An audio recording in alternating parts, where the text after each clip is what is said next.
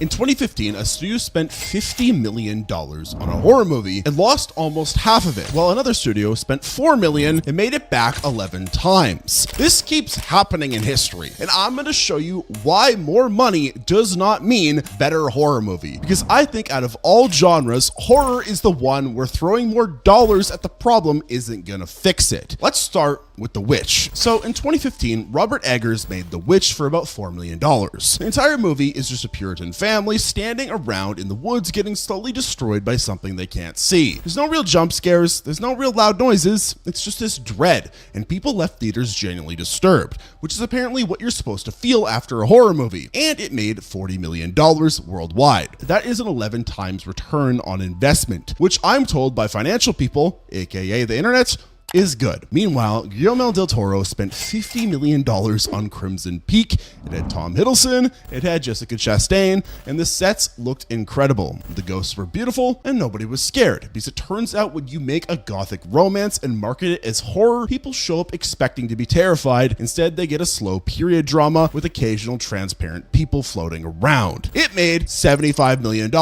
which sounds fine until you remember it cost $50 million to make. Del Toro actually said later that if he had made it for $25 million, it would have been a success, but it didn't. So he needs to make over $150 million for it to be seen as a critical success. It did not do that. And speaking of Crimson Peak, you can actually watch it right now with today's video sponsor, Hollywood Suite. So here's what's cool about this. Hollywood Suite is doing the Shocktober collection right now with over 80 different horror movies. And it's got stuff like The Thing, The Visit, Annabelle Creation, which we talk about later in this video. And we learned that it made 20 times its budget. Tremors, Videodrome, John Carpenter's The Thing. They've also got Saw, which my dog Flapjack has been requesting. I don't know why a corgi needs to see people get cut in half by jigsaw traps, but here we are. You never question the reasoning of Mr. Flapjack. These are just a few of hundreds of movies in their library, but they pulled all of the horror into one spot so you're not digging through menus forever. Most people know Hollywood Suite through Prime Video channels, which is honestly perfect because if you already have Prime Video, you just add it as a channel. There's no new app to download, no separate login, it's just there. And right now you can try it free for 7 days. After that, it's only $4.99 a month, which is less than a single movie ticket these days. Honestly, the amount of movies you're able to watch for the price is genuinely insane. If you want to check it out, you can click my link in the description to get started. Thank you so much to Hollywood Suite for sponsoring this video. And now, back to The Witch. The Witch succeeded because it committed to being miserable and scary. The whole thing feels like watching a family fall apart in real time while something evil watches from the trees. Crimson Peak succeeded at being pretty. That's about it. Horror fans didn't want pretty.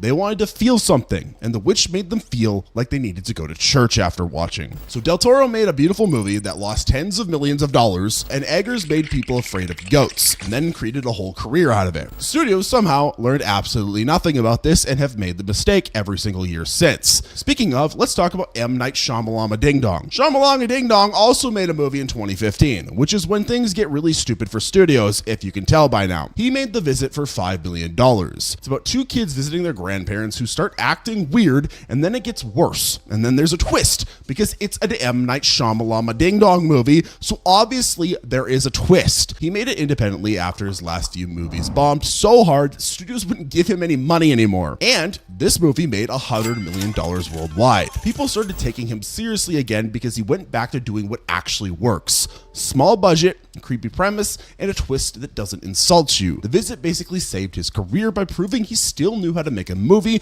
that people wanted to see. Victor Frankenstein cost $40 million that same year. It had James McAvoy and Daniel Radcliffe. Yes, Harry Potter, which should have been enough star power to at least break even. The pitch was Frankenstein, but from Igor's perspective, and it's a buddy adventure, and maybe there's a little bit of horror elements, but nobody could really figure out what it was trying to be. It opened to $2.5 million in the US, which is one of the worst movie releases in history. You can look that up. The final worldwide gross was $34 million on a $40 billion budget, and when you add in marketing costs, that probably lost around $30 million or more. Shyamalan Ding Dong made a found footage movie with unknown actors about creepy grandparents and revived his entire career. Hollywood spent $40 million trying to make Frankenstein cool for young people, and it bombed so hard that everyone involved probably pretends it doesn't exist now. One of these approaches makes sense. The other one cost a lot of money. And honestly, if you were just to remake the Frankenstein story from its original basis today, people would go see that. Nobody gives a shit about Igor's perspective. It's Igor. Now let's move on to 2016. Someone at a studio in 2016 watched a 3-minute YouTube video and then greenlit a feature film based on it. You might be thinking, damn, that sounds like a horrible idea, and they probably made absolutely $0 and wasted away their career doing this.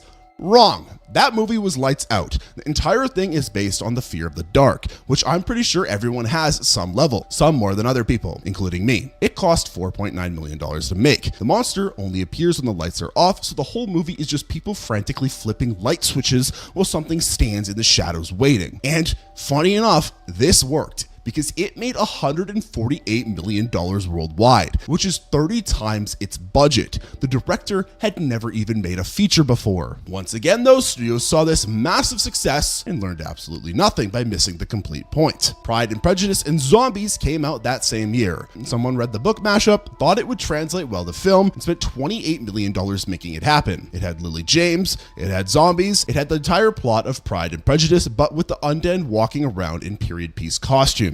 And it made a total of $16 million.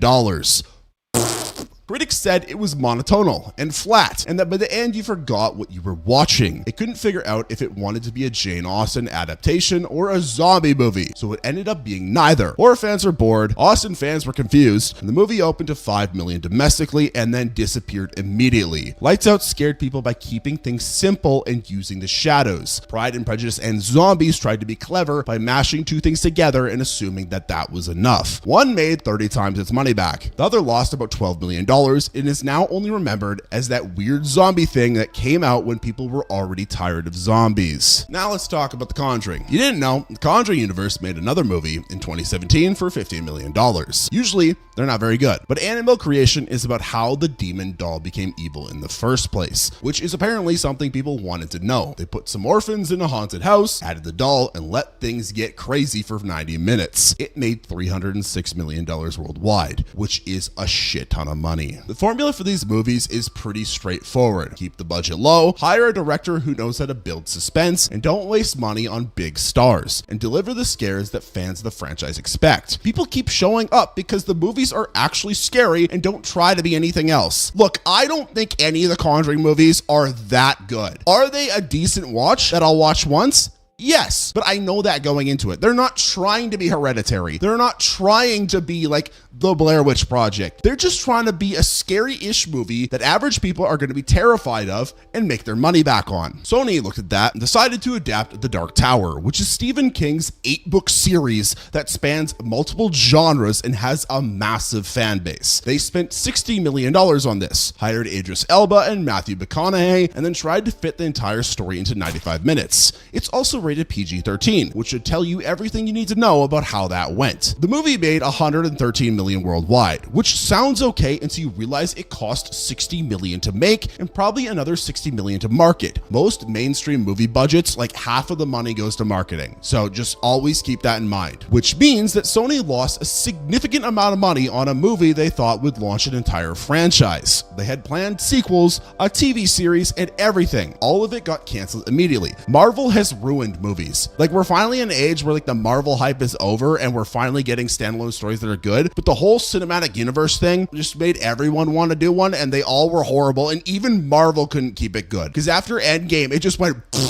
Book fans hated this movie because they turned a complex horror fantasy epic into a generic action movie. General audience didn't care because nobody explained why they should. Reviews were terrible. The Dark Tower proved that you can have two great actors and still make something that smells like dog shit. Speaking of big actors, have you ever watched The Office? Well, I haven't because I don't think it's that funny. Sue me. But anyways, there's a guy in it called John Krasinski. He's like Pam's lover, so I've never seen it. I'm sorry. And he directed a horror movie in 2018. Now, if you've seen The Office, and like I've seen clips of it, you're probably like, what does this guy know about horror? Well, let me introduce you to A Quiet Place. It's about a family that has to stay completely silent because monsters hunt by sound. The entire movie depends on you caring about whether these people make noise, which is a very tough thing to pull off. I went and saw this opening night back in my first year of college. The theater, amazing experience. This was like one of the best horror movies to go to on opening night. This movie cost $17 million and made $340 million worldwide because it turns out watching people try not to make a single sound for 2 hours is incredibly stressful in the best way possible. Like the nail in the foot scene, you know it's coming because like Schrodinger's Chekhov's cat or whatever it's called, you know that she was gonna step in the nail. And just like a little bit of way I can relate to this movie, I grew up on a farm and I was an idiot who often ran around the farm chasing my brothers playing like tag and stuff in flip-flops. And we would like go into like the bad areas that you're not supposed to go to where like a bunch of like broken down machinery is and like wood. And I've stepped on many nails before that go right through my foot. Let me tell you, it is one of the worst pains ever. It is the most terrifying experiences ever. So seeing it in a movie, I was like, damn, that bitch is hurting. Anyways, theaters were dead silent during screenings, which almost never happens, especially in recent years. I went to the Final Destination movie this year and someone brought their 2-year-old baby and let it loose on the audience, like up and down the stairs, screaming, crying. Who brings your baby to Final Destination? What the, like, who are you? You should need a, like, you should not have a kid at that point. Who brings a baby to Final Destination? The only Final Destination that couple should have went to is a fucking therapist to learn social etiquette. Anyways, I've ranted about that before. While watching A Quiet Place, people were afraid to eat their popcorn. That's how tense it was. And Krasinski wasn't even a horror director before this. He just understood that the premise only works if you care about the family. So he made sure you did by murdering children. The silence itself became the monster. Moving on, Fox then decided in 2018 that that was the year to bring back Predator. They spent $88 million on it. Shane Black directed, which made sense because he was actually in the original Predator movie back in 1987. The film tried to be funny and action-packed, which is the opposite of what the original Predator is supposed to be. Predator works when people are being hunted and terrified. This one had jokes, quips, and CGI Predator dogs. It made $160 million worldwide, and Fox only got back about $88 million of that after theaters took their cut. With marketing costs around $120 million, they lost tens of millions of dollars. The movie opened at number 1 and then dropped hard in week 2 because people who saw it told their friends not to bother. Literally, they did the cardinal sin. They had a remake of a franchise that has like a name people are going to go to. Everyone goes to the movie. All you have to do is just make an okay movie, and then you're earning millions of dollars. But you fuck it up so hard that their friends do negative marketing for you. Like literally, A Quiet Place made people too scared to breathe. The Predator made people wish that they'd stayed home. The Predator made people wish that they couldn't breathe anymore because they didn't want to watch the shitty movie. One cost $17 million and made over $300 million in profit. The other cost $88 million and lost money because they forgot why anyone cared about Predator in the first place. Let's move on to another movie that was released in 2018. Well, this story starts with a director named Ari. Ari Aster made his first movie that same year. Hereditary cost $10 million, and that $10 million was used to mess people up. I'm not exaggerating. People left theaters saying they needed therapy. The movie starts as a family drama about grief and then slowly reveals that something demonic is happening. And by the end, you're watching full occult horror that doesn't let up. Toni Collette's performance is genuinely upsetting to watch. That telephone pole scene still gets talked about years later. It made $80 million worldwide, which made it A24's highest grossing film at the time. Critics loved it, horror fans loved it, even people who hated it couldn't stop talking about how much it disturbed them, which is free marketing. Hereditary proved that you could make an art film that's also genuinely terrifying, and people would pay to feel bad for 2 hours. Ari Aster then did this again with Midsummer, and then tried to do it again with Beau is Afraid. Let's not talk about Beau is Afraid. There's a giant dick monster. Let's not talk about Beau is Afraid. Let's talk, though, about Slender Man, because it also came out in 2018, and it also cost $10 million, the same as Hereditary. Slender Man was based on the internet creepypasta that was huge in like 2012, which means by 2018, it was already way too late. Like, yes, it had appeal that people would go see it because they recognized the name. That's exactly why I watched it. But this movie was dog shit. The movie is about teenage girls who summon Slender Man, and then bad things happen. Except nothing that happens is particularly scary or interesting. Why? Well, it has an 8% on Rotten Rotten Tomatoes. Critics called it boring and incoherent. Audiences agreed. It made 51 million worldwide, which technically means it made money, but nobody remembers it exists, and if they do, they drink to forget the pain, like I did with my ex-wife Becky. There were also real-life violent incidents connected to the Slender Man story, so some theaters just refused to show it, and the whole thing just felt uncomfortable and late. Hereditary gave people nightmares they're still having. Slender Man gave people 90 minutes that they'll never get back. Both cost the same amount of money to make. One became an instant horror classic, the other became a punchline of a YouTube video by some guy in a blue shirt right now. Let's now talk about 2018 again though, because Blumhouse brought back Michael Myers in 2018 and everyone lost their minds. Halloween ignored every sequel that came after the 1978 original, which is probably the smartest decision anyone involved in this franchise has ever made, because they really hurt Michael Myers. Jamie Lee Curtis came back. John Carpenter did the music. They spent $10 million making what's essentially just Michael Myers stalking Haddonfield again. Except this time, Laurie's been preparing for 40 years and she's done running. It made $255 million worldwide. People were showing up opening weekend like it was an event, because it kind of was. The marketing was perfect. The movie delivered exactly what it promised, and horror fans got the sequel they'd been waiting decades for. Blumhouse made 25 times their investment back by respecting what made the original work. Hollywood watched that happen at the time, somehow decided it was time to reboot Hellboy, without Guillermo del Toro or Ron Perlman. The 2019 Hellboy cost $50 million.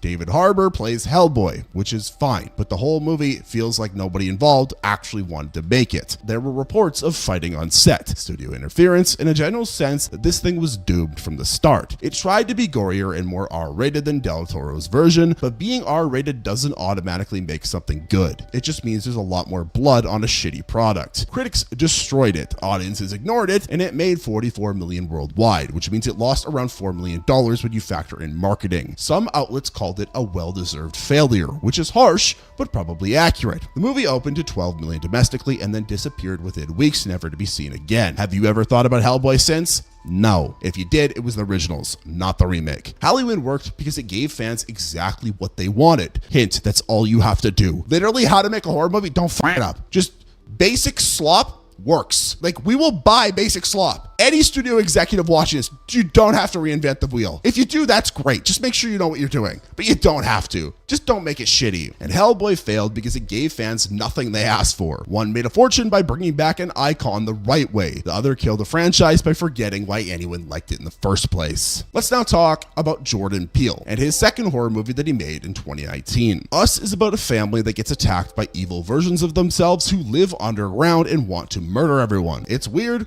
Lupita Nyong'o plays both versions of the main character, and she's genuinely incredible in both roles, doing completely different voices and physicality for each one. The movie cost $20 million, which is more than Get Out, but still pretty reasonable. It made $255 million worldwide. People were obsessed with trying to figure out what it meant. Everyone had theories about the symbolism, the tethered, the twist ending, all of it. The marketing showed those red jumpsuits and gold scissors everywhere, and it looked creepy enough that people had to see it. Peele's name alone was enough to get people in theaters after Get Out, and Us delivered on being both scary and thought-provoking. Dr. Sleep came out later that year as a sequel to The Shining, which is a pretty tough thing to follow up. Mike Flanagan directed it. Ewan McGregor starred in it. The reviews were actually good. Stephen King himself liked it, which matters because he famously hated Kubrick's version of The Shining. It cost $45 million to make, and everyone involved did quality work, and it still only made $72 million worldwide. Warner Bros. Expected it to be much bigger. The movie is 2.5 hours long, and it's more of a drama than straight horror, which might have confused people. It came out in November instead of October, which didn't help, and the marketing couldn't figure out how to sell it. Was it a Shining sequel? A standalone Stephen King movie? Well, nobody seemed sure, and when studios don't know how to market something, audiences don't know why they should watch it. Us made people want to discuss it for weeks. Dr. Sleep made quality content that nobody saw. Now let's move on to the year of 2020. The year Universal finally figured out how to do horror movies correctly. The Invisible Man came out in early 2020, right before everything was shut down on Earth. It's about a woman whose abusive ex fakes his death and uses an invisibility suit to stalk her, which is a genuinely terrifying premise when you think about it. Elizabeth Moss is incredible at making you feel her paranoia. The whole movie is people scanning empty rooms trying to spot something that isn't there. Blumhouse made it for $7 million. It made $143 million worldwide, which is over 20 times its budget. Universal also tried to launch their dark universe in 2017 with a $125 million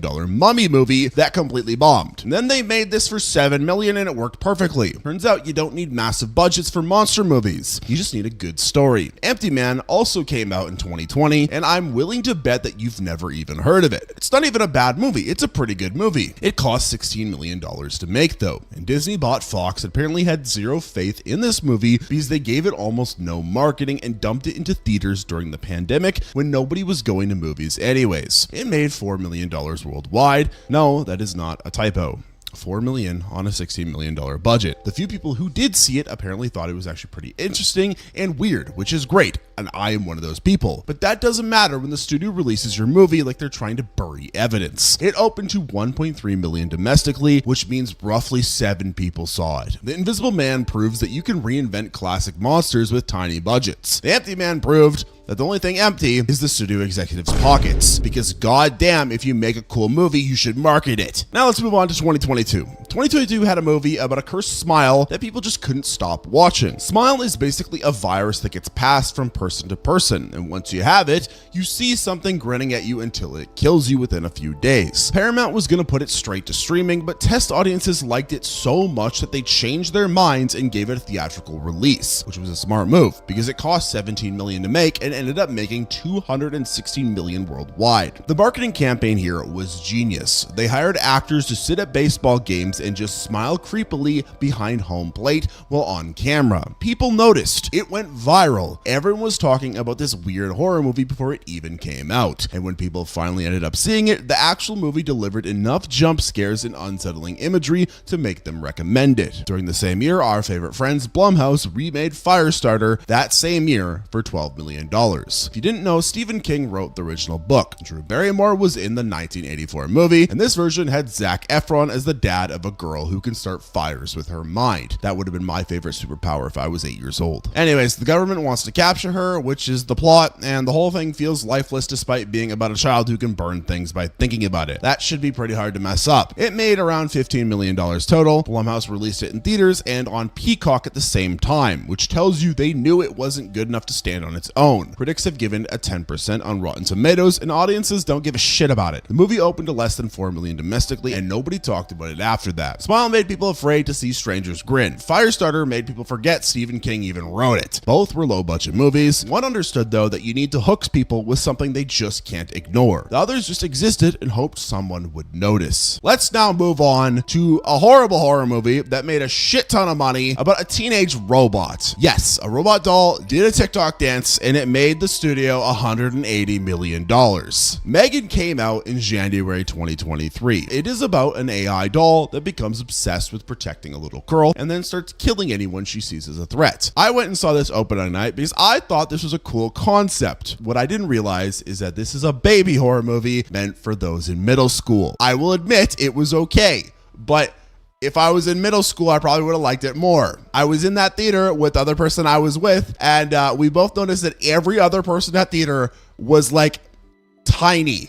So maybe I wasn't the right audience for this movie. Anyways, the movie is PG-13, which means it is not super gory, but it leans into being campy and fun instead of trying to be genuinely terrifying, and that worked perfectly for the audience. Blumhouse and James Wan produced it for $12 million. The marketing went viral because they made Megan do this dance that everyone started copying online. By the time the movie came out, people already knew who Megan was and wanted to see her murder people. The film got a 93% on Rotten Tomatoes because it knew exactly what it was and it committed to being entertaining. In this same year, Universal spent $65 million on Renfield, which is about Dracula's assistant going to therapy. Nicolas Cage plays Dracula, and he's doing the most unhinged performance you can imagine, which sounds great, and some people loved watching him choose scenery for 90 minutes. But the movie itself is this weird mix of horror, comedy, and action that never figures out what it wants to be. Honestly, I saw the trailers for this on my Amazon TV, and I was just so put off by the trailer that I said I'm never watching that movie. movie. It's literally too violent for comedy fans, too silly for horror fans, and too weird for a general audience to like. Literally, I am the weird person that watches movies, that likes a little bit of comedy, bloody horror, and just weird concepts, and I was put off by this. Renfield made $26 million worldwide, which is less than half its budget, and with marketing costs added in, Universal probably lost over $50 million. The movie opened to $7.7 million domestically, which is terrible for something with Nicolas Cage playing Dracula. People just weren't interested. So Megan became a pop culture moment by being a fun killer doll, and Renfield tried to make Dracula's henchman into an action hero, and nobody gave a shit. Sometimes spending 5 times the money gets you 1/6 of the results. Now let's talk about a movie you definitely have probably seen if you're a fan of this channel. Zach Kreger made a movie where every time you think you know what's happening, it changes completely. Barbarian starts with a woman showing up to an Airbnb that's already occupied by a man. Red flag, but things start getting weirder. And then the movie shifts perspective to a completely different character. And then it reveals that something's living in the basement that's worse than anything you could have expected. The whole thing cost $4.5 million to make. Nobody knew what to expect going in because the marketing didn't spoil anything. So people left theaters immediately telling their friends to watch it before anyone ruined the surprises. The word of mouth was incredible. It made $45 million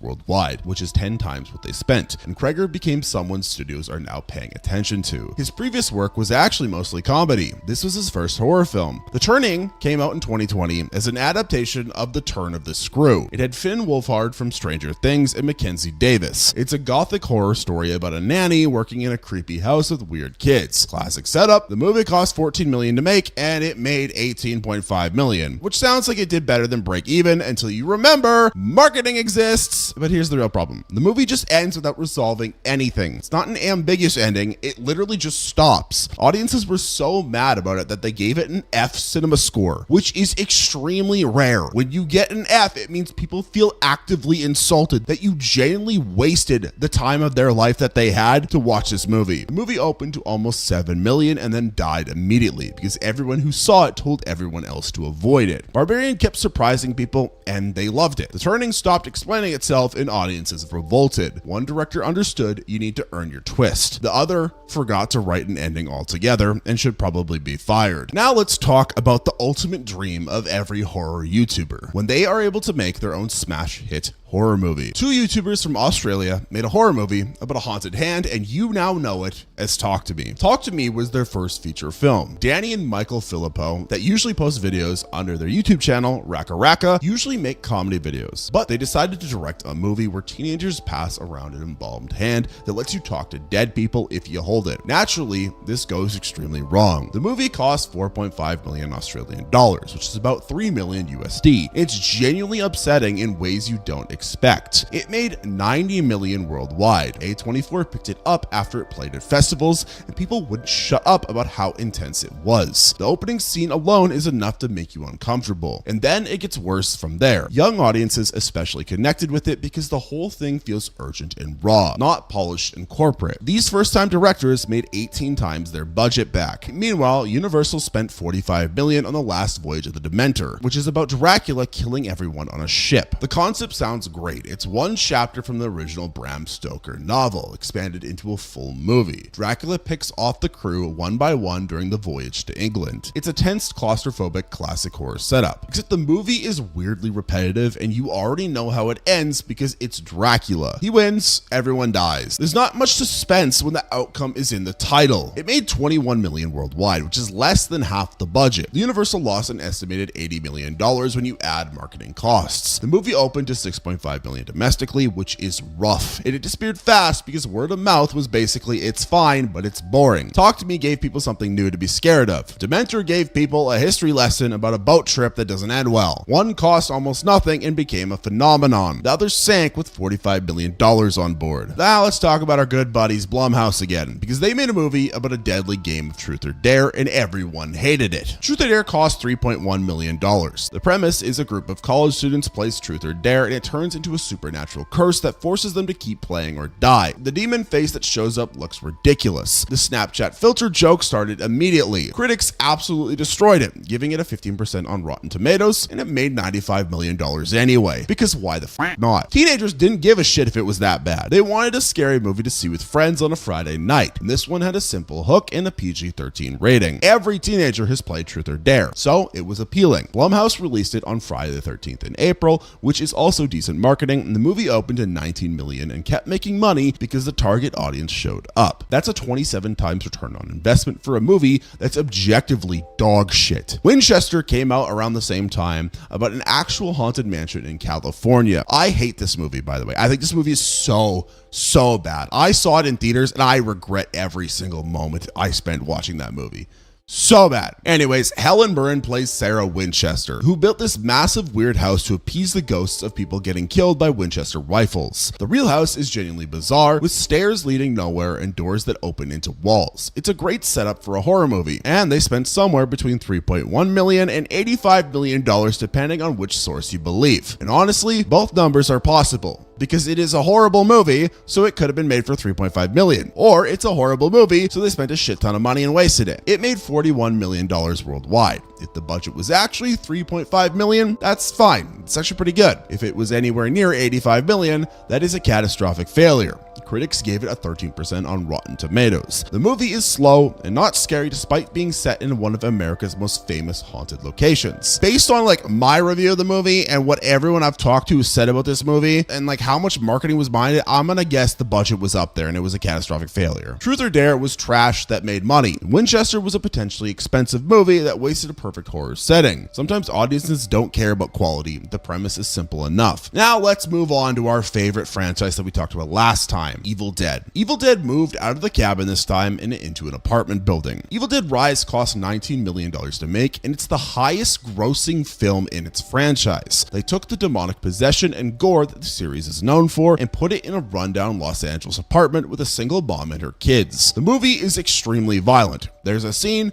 with a cheese grater that people still talk about. It was supposed to go straight to HBO Max, but test screenings went so well that Warner Brothers put it in theaters instead, which was a smart decision because it made $146 million worldwide. Fans of the franchise showed up because it delivered everything they wanted: creative kills, dark humor, and buckets of blood. New audiences showed up because the marketing made it look genuinely disturbing, which it is. The franchise keeps succeeding by staying true to what it is. During the same time, Universal bought the rights to make a new Exorcist movie for $400 million. The Exorcist Believer was supposed to launch a trilogy. They got Blumhouse to produce it for $30 million, brought back Ellen Burstyn from the original, and tried to do what Halloween 2018 did, a legacy sequel that ignores most of what came before it. Problem is, the movie is shit. It got a 22% on Rotten Tomatoes and a C+ cinema score from audiences. It made $136 million worldwide, which sounds okay. It's like Chupacabra, why are you getting mad at this? That's a lot of money. If I had that much money in my bank account, I would be rich. Except you wouldn't be, because you would have remembered that Universal spent $400 million on the rights. They needed this to not just be good, but massive. They needed it to justify that purchase. Instead, they got a mediocre movie that underperformed, and the planned sequels are now in doubt. Evil Dead Rise gave fans what they came for. Exorcist Believer tried to recreate the magic from a 50-year-old movie and failed. One reinvented itself successfully. The other spent $400 million to learn that you can't just will a franchise back to life. I really hope studios learn from this. You can't just relaunch The Exorcist or The Blair Witch, because those two movies did so well based on the fact that people thought they were real at the time. People were drinking lead in the water back then, okay? I'm not gonna make fun of them too much for that, but it was easy for them to believe this type of stuff. You can't just ride that hype anymore. You need something massive. You're probably not gonna believe this, but what if I told you that someone spent $15,000 making Paranormal Activity and it earned $193 million worldwide, while Universal Studios spent $150 million on the Wolfman remake and lost money? So today we're comparing cheap indie horror to giant budget Hollywood horror to answer the question, why do horror movies with millions of dollars usually suck? Let's circle back to Wolfman though. Universal thought they could fix a classic monster movie by throwing money at it. The Wolfman remake had everything going for it. Benicio del Toro, Anthony Hopkins, Emily Blunt. A massive $150 million budget, and somehow they made one of the worst horror movies ever put to film. The original director actually quit. They brought in a new guy and then they reshot half the movie. Then they cut 30 minutes out and had to redo the entire score. By the time they were done, they'd spent enough money to fund like 50 indie horror movies, probably more. And what did audiences get for all of that cash? Well, a boring werewolf movie that felt like it was made by people who have never actually watched a horror film. The makeup looked expensive but stupid. The action scenes were loud but not scary. And the whole thing moved slower than a funeral. Critics absolutely destroyed this thing. The head of Universal literally called it one of the worst movies they ever made, which is saying something because this is the studio that also gave us the Mummy remake and Cats. But here's the thing that'll really mess with your head. Well, Universal was burning through $150 million to make audiences hate werewolves. Some random guy with a camcorder was about to become the most profitable filmmaker in history. And that was Oren Peli, who made Paranormal Activity in his house for $15,000.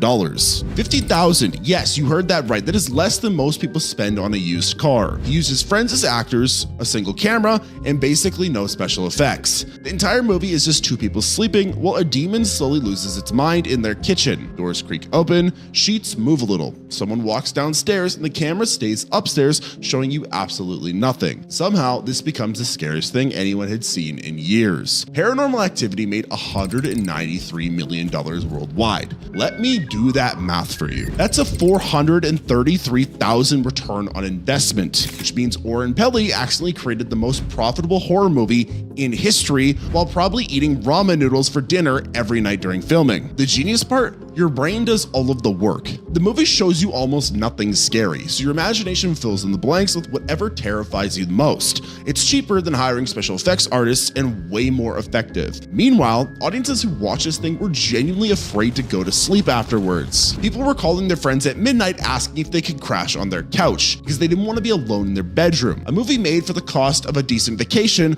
was giving people actual nightmares. But then Hollywood came back along and looked at this massive success and thought they knew better, because Universal's response was spending millions of dollars more on an even bigger disaster. The Universal saw Paranormal Activity make money and decided the real lesson was that they needed Tom Cruise and a $125 million budget. The Mummy remake was supposed to launch their Dark Universe, which is basically an attempt to copy Marvel but with monsters instead of superheroes. They spent more money on this one movie than most countries spend on their entire film industries. Tom Cruise got buried alive, jumped out of planes, because of course he did, probably did his own stunts while being chased by ancient Egyptian curses, and then talks about it endlessly. The special effects team created elaborate CGI sandstorms and zombie armies. None of it mattered. The movie was terrible. Hot garbage, stinky butt ass, if you will. Critics gave it worse reviews than movies that star talking dogs. Audiences stayed home or left halfway through. The whole thing felt like someone playing a really expensive video game that you're not even allowed to play. The Mummy lost Universal about $95 million when you factor in marketing and distribution. The entire Dark Universe plan got scrapped faster than a bad Tinder date. They'd spent years planning movies about Frankenstein, the Invisible Man, and all the other classic monsters, and they were all canceled because nobody wanted to watch Tom Cruise fight a mummy. But what's really funny is that while Universal was spending enough money to buy a small island on making audiences hate monsters, 3 college kids had already shown them exactly how to create a cultural phenomenon. Because if you didn't know, the Blair Witch cost $60,000 to make. The directors basically gave 3 actors a camera, sent them into the woods, and told them to pretend they were being hunted by a witch. There was no script, no special effects, no monster costume, just people getting progressively more scared while walking around Maryland, which is a pretty scary place, so it makes sense. The marketing campaign was genius though. They put up a website claiming the footage was real and the actors were actually missing. This was 1999, so people still believed random stuff they found on the internet. Audiences genuinely thought they might be watching real found footage of people getting murdered by supernatural forces. Blair Witch went on to make $248 million worldwide, from camping equipment and some decent acting. The final shot, which is just a guy standing in the corner of a basement, became one of the most famous images in horror history. There's no blood, no monsters, no extensive jump scares. In fact, the movie was so scary and so successful that it launched the entire found footage genre. Suddenly, everyone was making horror movies that looked like someone's cousin shot them on vacation. Some were good, and most were but they all existed because 3 people proved you could terrify audiences without spending any money. Hollywood's response to this success was, well, predictable. They figured the real problem was that audiences needed bigger stars and more expensive production value, because clearly what Blair Witch was missing was star power. But yeah, let's not talk about the remakes. But moving on, let's talk about another movie where the studios thought, we just need more famous people. Dustin Hoffman, Sharon Stone, and Samuel L. Jackson walked into what should have been a guaranteed hit. Sphere had everything: a Michael Crichton novel, who did Jurassic Park, A-list stars, and $73 million to play with. The story was about scientists finding an alien sphere on the ocean floor. Sounds pretty good, right?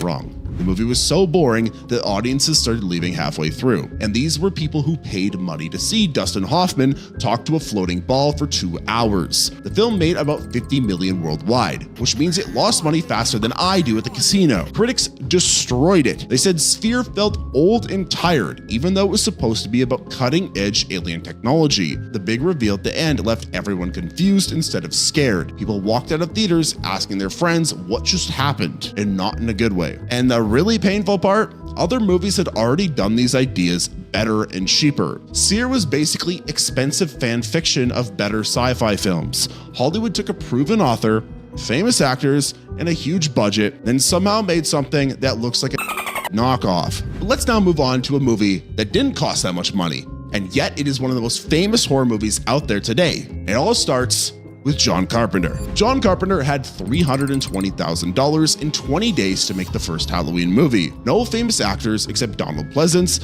no expensive special effects, just Jamie Lee Curtis in her first movie, a guy in a cheap mask, and the best horror movie score ever written. Carpenter did everything himself because he had to. He wrote the music, operated cameras, and probably made craft services too. The Michael Myers mask, they bought a Captain Kirk mask at a store and spray painted it white. The whole movie looks smooth and professional because Carpenter knew every dollar had to count. Halloween made $70 million worldwide, which is over 200 times what they spent on it. More importantly, it created the entire slasher genre. Every horror movie with a mask killer owes its existence to this film, which is not bad for something that costs less than a decent house these days. The movie works because it is simple. Bad man walking around the suburbs at night stabbing babysitters. There is no complicated backstory, no twist ending, no extended universe setup. Just pure fear in the most normal place possible, your neighborhood on Halloween night. Critics loved it immediately. They recognized that Carpenter had made something special without needing millions of dollars. The tension builds slowly, the scares feel real, and that piano theme still gives people chills decades later. But again, Hollywood kept missing the damn point and kept throwing money on a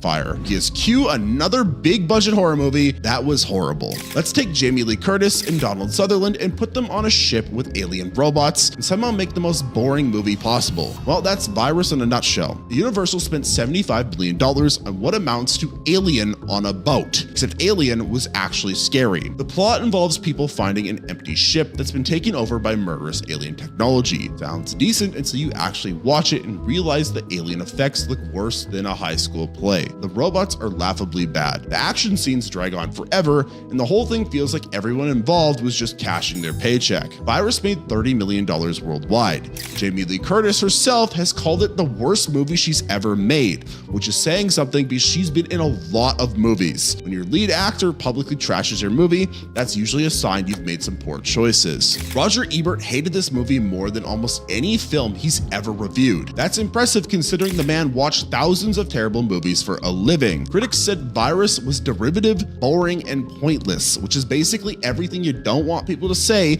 about your $75 million investment. But you know what's really sad? At a similar time in history, George Romero was inventing an entire genre for pocket change. George Romero and his friends in Pittsburgh scraped together $114,000 and accidentally created the zombie apocalypse. Night of the Living Dead was shot in black and white with unknown actors and practical effects that mostly involved chocolate syrup and creative camera angles. The movie terrified audiences in 1968. People weren't ready for flesh-eating ghouls stumbling around farmhouses. The violence was more graphic than anything mainstream audiences had seen yet, and the ending was darker than most Hollywood films would dare attempt even today. Night of the Living Dead made $30 million worldwide and launched a genre that's still going strong. Every zombie movie, TV show, video game, and comic book exists because Romero figured out how to make the dead scary on a shoestring budget. The Walking Dead makes millions per episode, doing basically the same thing Romero did for the cost of a new car. Critics initially didn't know what to make of the movie.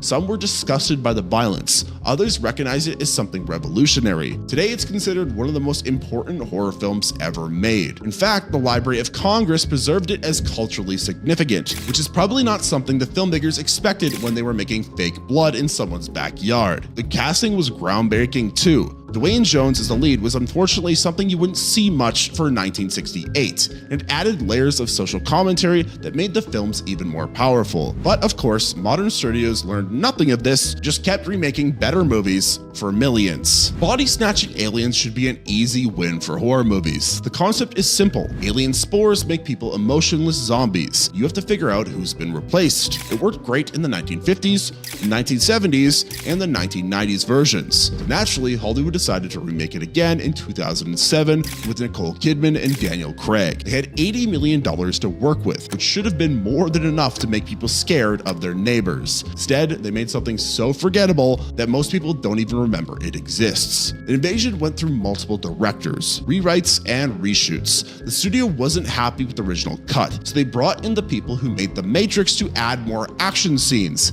because clearly what a psychological thriller about paranoia needs is more car chases and explosions. The final product of the movie made $40 million worldwide, which is exactly half of what they spent making it, which is the kind of math that gets you fired. Critics were not impressed either. Most reviews basically said, why does this movie exist when other versions are just straight up better? The whole thing felt pointless. There was nothing new to say about alien invasion, no fresh take on the paranoia theme, and no reason for anyone to care. Just expensive mediocrity that nobody asked for. But meanwhile, down in Texas, someone had already shown everyone how to make unforgettable horror in the middle of nowhere. Because Tobe Hooper filmed the Texas Chain Saw Massacre during the hottest summer on record at the time with $140,000 in a group of actors who were probably questioning their life choices. The heat was so bad that the fake blood kept rotting. The actors were passing out and everyone involved looked genuinely miserable on camera, which turned out to be perfect for the movie. Texas Chain Saw feels real in a way that most horror films never achieve. The actors look actually terrified because they basically were. The house looks genuinely disgusting because it was. And the violence feels brutal because everyone was hot,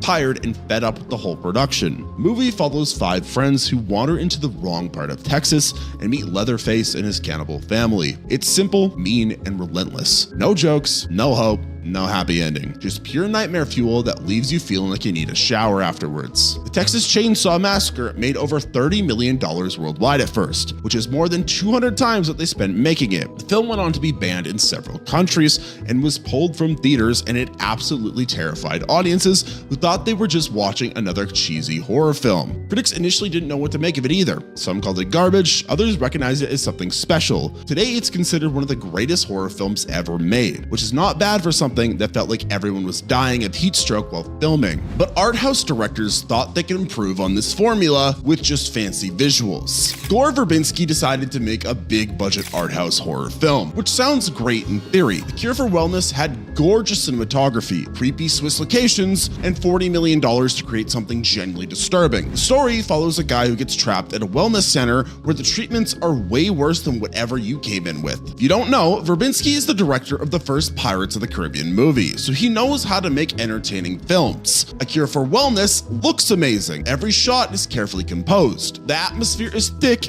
and the imagery is genuinely unsettling. You can tell someone cared about making this movie. But just like with my ex-wife, caring isn't always enough. The film made $26 million worldwide, losing money despite all of the effort put into it. It came out right before Get Out, which probably didn't help. The real problem was that audiences found it slow and confusing rather than scary. Critics were split. Some praised the visuals and ambition. Others thought it was pretentious and boring. The movie is definitely weird. There are some genuinely disturbing scenes involving eels and medical procedures that stick with you whether you want them to or not. A Cure for Wellness proves that throwing money money and artistic vision doesn't guarantee success. Sometimes the most expensive ingredients make a meal that nobody wants to eat. But back in the 1980s, some friends in Michigan had already figured out the perfect recipe for horror success. Because Sam Raimi's crew knew fun beats fancy every single time. Sam Raimi convinced local dentists and lawyers in Detroit to invest $350,000 in his horror movie idea. The investors probably thought they were funding the next Star Wars. Instead,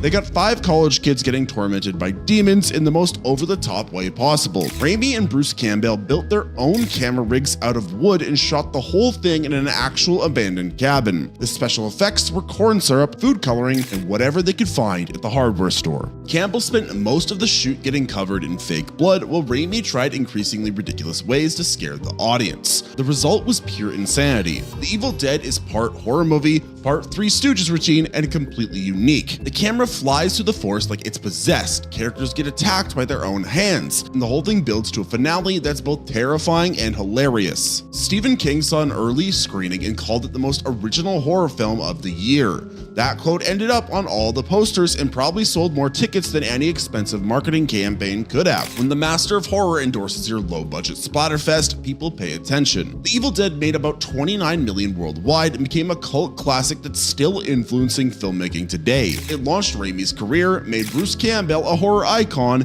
and proved that creativity plus determination beats big budgets every single time. But meanwhile, Hollywood kept making the same mistakes, casting big movie stars in boring space movies. Johnny Depp came back from space and his wife thinks he's been replaced by aliens. That's the entire plot of The Astronaut's Wife, and honestly, it sounds pretty decent when you say it that way. Add Charlize Theron as the paranoid wife, and you've got what should be a solid psychological thriller horror. Except someone forgot to make it thrilling, or psychological, or horror, or even particularly interesting. The whole thing moves at the speed of a dead turtle, and not in a good building tension way. More in a did anyone fall asleep during filming way. $75 million went into making this movie, which is wild when you consider how little actually happens in it. Depp mostly stares at things while looking vaguely sinister. Theron spends most of her time being suspicious and pregnant. The big alien reveal at the end is about as shocking as finding out water is wet. Box office, 19 million worldwide, which is losing money so fast it probably set some kind of record. Audiences stayed away, and the ones who did show up probably wish they stayed home to organize their sock drawer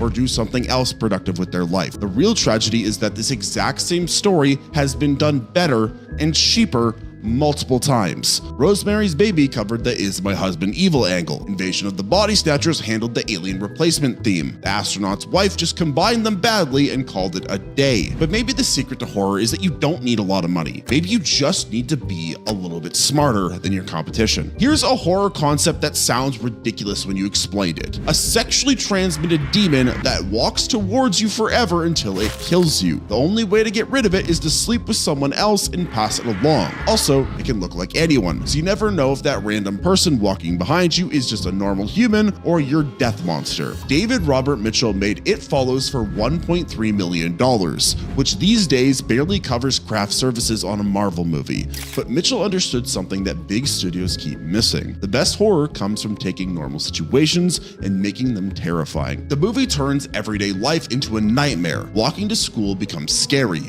Going to the mall becomes scary. Even sitting in your house becomes scary because that thing is always out there, walking towards you, and it never gets tired or gives up or takes a bathroom break. It Follows made almost $22 million and got a 95% rating from critics, which is the kind of success that makes studio executives cry into their expensive coffee. The film works because it taps into real fears about growing up, responsibility, and consequences. Plus, it has one of the best horror movie scores ever written.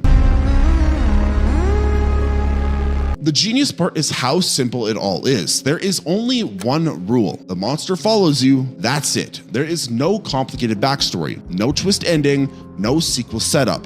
Just pure dread wrapped in a brilliant concept that costs nothing to execute. But now let's move on to another multi-million-dollar failure. One where studios just thought they could copy a classic shot for shot and it would make it better than the original. Gus Van Sant had an interesting idea. What if we remade Psycho exactly shot for shot, but in color and with different actors. The kind of experiment that sounds fascinating in film school and terrible everywhere else, which pretty much describes how it turned out. Van Sant got $60 million to recreate Alfred Hitchcock's masterpiece with Vince Vaughn as Norman Bates and Anne Heche in Janet Leigh's role. The movie follows the original so closely that you could probably play them side by side and they'd sync up perfectly, which raises the obvious question, why not watch the original? Well, Mr. Krabs, why don't you answer that question for me?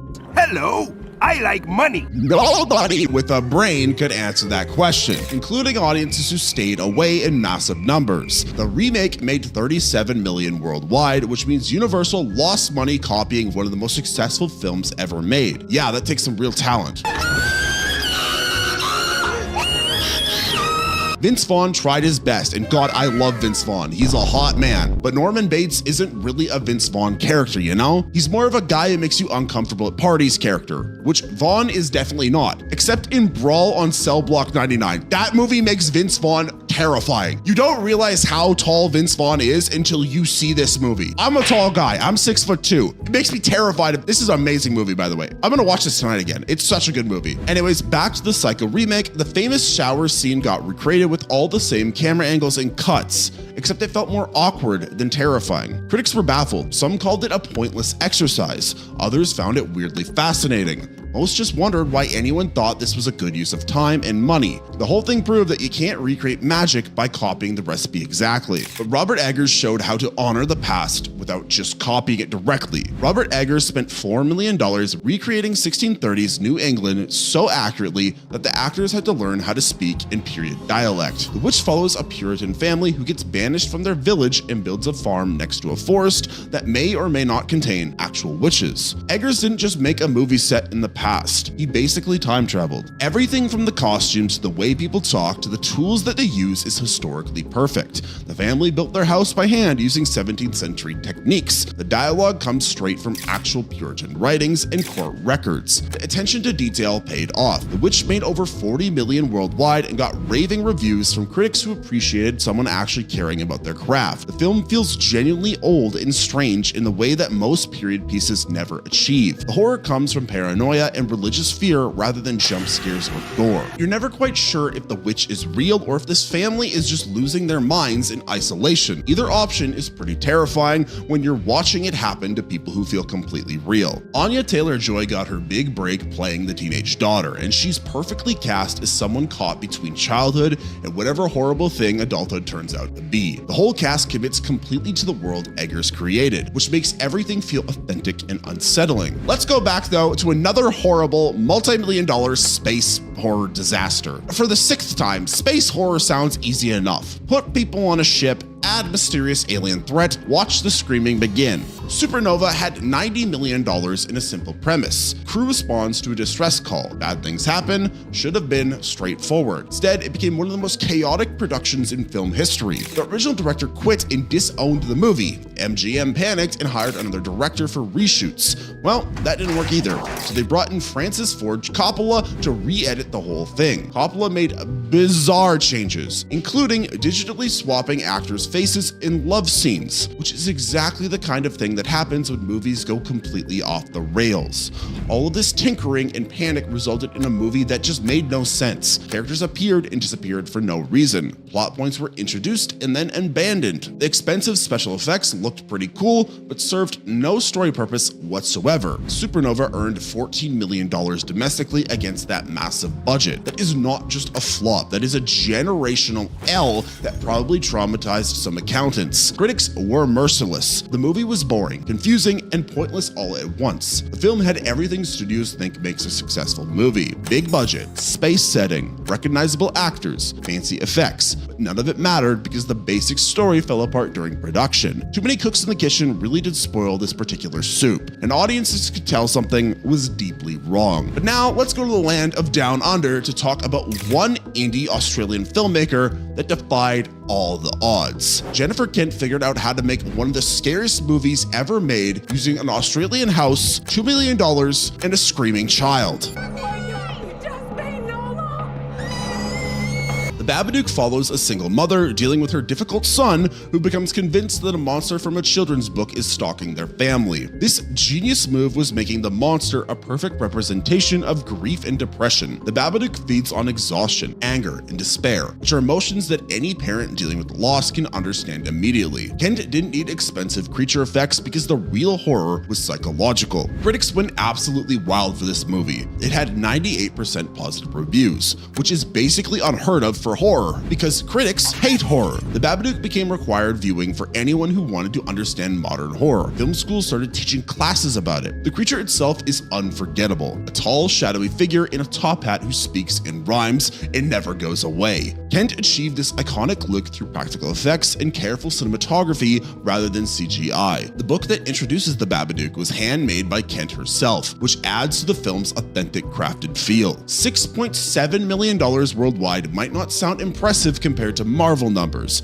but for a small Australian horror film, that is a massive success. More importantly, the Babadook proved that audiences were hungry for smart, meaningful horror that respected their intelligence. But now let's move on to the horrible show that is video game movies. Ua Boll turned a vampire video game into what the screenwriter herself called the worst movie ever made. That is not me being hyperbolic or internet trolling. Guinevere Turner actually wrote the script, watched Boll cut 80% of it out, and then publicly stated that Blood Rain was the worst film in existence. $25 million bought a movie about a half-vampire woman seeking revenge against her evil father. It starred Christina Loken, Michael Madsen, and Billy Zane, which sounds like a decent B-movie cast. The problem was Boll's direction, which made everything look cheap and stupid despite the decent budget. The release was botched from the start. Distributors promised 2,000 theaters but delivered fewer than 1,000, and some of those theaters never actually showed the movie. Blood Rain made $3.6 million worldwide, which is impressively terrible even by video game adaptation standards. Boll had a reputation for making awful movies based on games, and Blood Rain was his masterpiece of being stupid. The action scenes were boring, the dialogue was nonsensical, and the whole thing felt like everyone involved was just trying to get through their contractual obligations, just like my ex-wife did. Critics destroyed it completely. Audience stayed away. Even fans of the video game hated it, which is saying something because video game fans will usually defend anything remotely related to their favorite franchises. Like, I can tell you right now that the Legend of Zelda movie, even if it's hot garbage, I'm probably going to defend it because I've loved that game since I was like 3. The movie proved that even big budgets aren't going to save terrible filmmaking, especially when the director seems actively opposed to making anything good. But now let's close things out with the ultimate underdog story of horror. Jordan Peele's Get Out. Jordan Peele spent $4.5 million and changed horror forever. Get Out tells the story of a black photographer visiting his white girlfriend's family only to discover they're running a horrifying operation that is disturbingly worse than just regular racism. The movie works on every level. It's scary enough to make you jump, it's smart enough to win an Oscar, and it's funny enough that you don't feel guilty laughing at the uncomfortable social situations. Peele understood that the best horror comes from real fears, and social anxiety is something everyone can relate to. Get Out made $252 million worldwide, which is over 50 times its budget, making it one of the most profitable films of 2017. But the movie was just the beginning. The movie became a cultural phenomenon that people are still discussing years later. Critics gave it a 98% rating. The Academy nominated it for Best Picture, which, fun fact, almost never happens to horror films. Peele won the Oscar for Best Original Screenplay, proving that low-budget horror could compete with any genre for serious recognition. The brilliance of Get Out is how it uses familiar horror movie rules to explore real social issues. Every creepy moment serves the story, every joke lands perfectly, and the ending feels both shocking and inevitable. Peele proved the most effective horror doesn't need expensive effects. It just needs to tap into what people are actually afraid of, and that is old white women. Look at her. She's terrifying. So does money help a horror film? Not really. If your idea is bad, if it's not executed well, and it's not even scary, no amount of money is gonna fix that. Yes, having money with a good idea is gonna make it a better movie, but it's not necessary. So if you're trying to make a horror movie right now, don't go looking for money. Look for better ideas, figure out how to make things more scarier, and tap into the genuine fears that people can relate to. Terrifier 2 cost $250,000 to make, and it went on to make $15 million, and people were throwing up up in theaters. That same year, A Cure for Wellness cost $40 million and it made $26 million and disappeared in 2 weeks. In Japan, someone made One Cut of the Dead for $25,000. $30 million later, it's one of the most profitable movies ever made.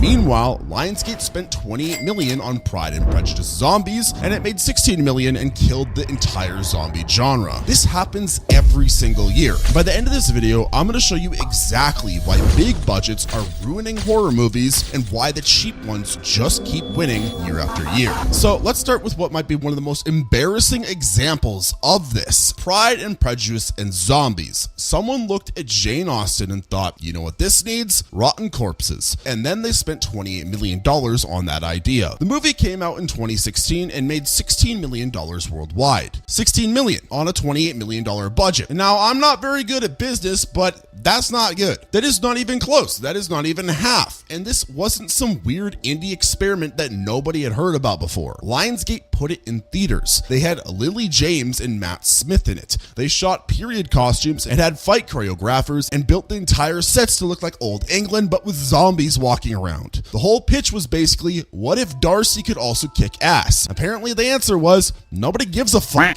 Like literally, haven't we learned from putting British people in zombie movies? Just kidding. 28 Days Later, good movie. He is also British, I understand. Here is the thing though, the book sold pretty well. People liked the idea when it was cheap and quick to read, but spending 2 hours in a theater watching it, yeah, that's a different story. The movie couldn't figure out who it was for. If you like Jane Austen, this probably felt insulting. If you like zombie movies, this was too slow, boring, and talky. So you end up with nothing. A movie that costs almost $30 million and appeals to basically nobody. Now, that same year, some random guy in Japan, a guy named Shinichiro Ueda, made a zombie movie for $25,000. That is correct, $25,000. That is not a typo. One Cut of the Dead started showing in one single theater in Tokyo, and then something weird happened. People kept talking about it. They told their friends. Those friends told more people. It spread. Within months, it was playing in theaters all over Japan. It made $30 million on a $25,000 budget, which, if you're good at math, that is 1,000 times its budget. That's stonks. The movie is only 96 minutes long, and it's shot in 8 days with people from an acting workshop. The first 37 minutes is one continuous take of a zombie attack happening during a live TV broadcast. You watch it thinking, okay, this is kind of rough, but it is interesting. Then the movie stops and shows you how they made that terrible live broadcast. And it's genius. You realize the whole point is watching a terrible director try to make a zombie movie go right while everything goes wrong. It's funny and clever, and it cost nothing. Pride and Prejudice and Zombies tried to be a big studio crowd pleaser and pleased absolutely nobody. Something my ex-wife had in common with me. One Cut of the Dead knew exactly what it was, and people loved it for that. At least that one tried to be fun though, because you know, when you don't take yourself too seriously, people tend to like you more. Well, let's move on to someone who took their movie a little too seriously, even though I consider this to be a good movie. Darren Aronofsky convinced Paramount to give him $30 million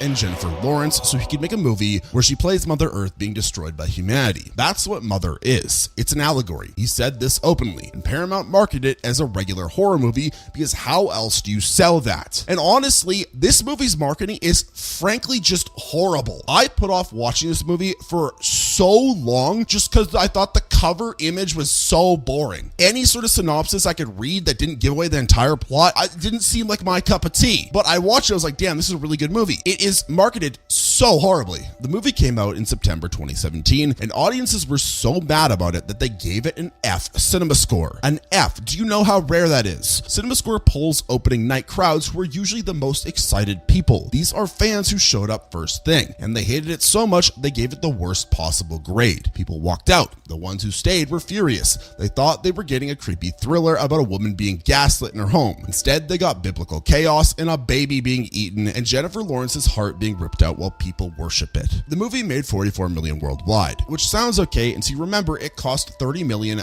just to make. Add in marketing and Paramount lost their money. A lot of money. And look, some critics liked it. I like it. Other people think it's brilliant, but when you spend that much on a movie, you need more than just some people. You need a lot of people. And Mother made regular moviegoers so angry that they told everyone to avoid it. Now, let's talk about Skinamarink. This movie was made in 2022 for $15,000. The director shot it in his childhood home in Canada, which if you didn't know was right next to me because I'm Canadian and we're all neighbors here. So yeah, it's an hour and 40 minutes of mostly dark rooms and hallways while two kids deal with something supernatural happening. Their parents disappear. The doors and windows vanish. You barely see anything. It is all atmosphere and dread and weird. A copy leaked online before release and TikTok went nuts for this. People started posting clips saying this is the scariest thing I've ever seen, or I couldn't finish it. It became this challenge. Can you sit through Skinamarink? Well, when it finally got a limited theater release in January 2023, it made $2 million. $2 million on 15,000. That's over 13,000% profit. Both movies are weird. Both movies are definitely not for everyone. In fact, I like Mother way more than I like Skinamarink, but one of them cost $15,000, so it didn't need to be for everyone. The other cost $30 million and needed to work for a huge audience, and it absolutely did not. That is the difference. When you're cheap, you can be as strange as you want, but being strange isn't always the problem. Sometimes the problem is nobody knows your movie exists. Gore Verbinski made A Cure for Wellness in 2016 for $40 million.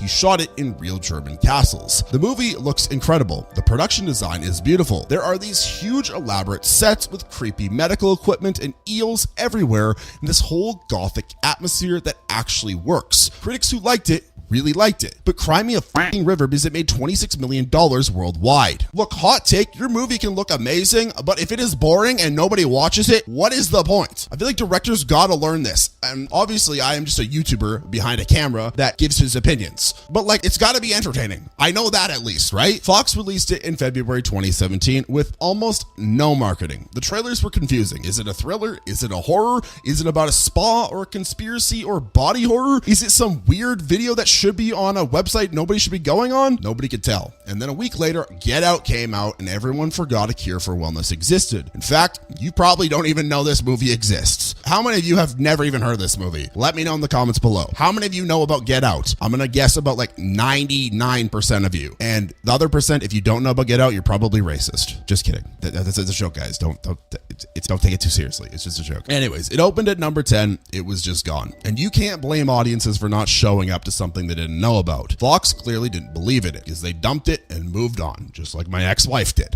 Meanwhile, in 2022, a guy named Damien Leone made Terrifier 2. This is a sequel to the first hit Terrifier movie, which was basically a super low-budget slasher that some people found on Netflix or like some bootleg website and went, holy shit.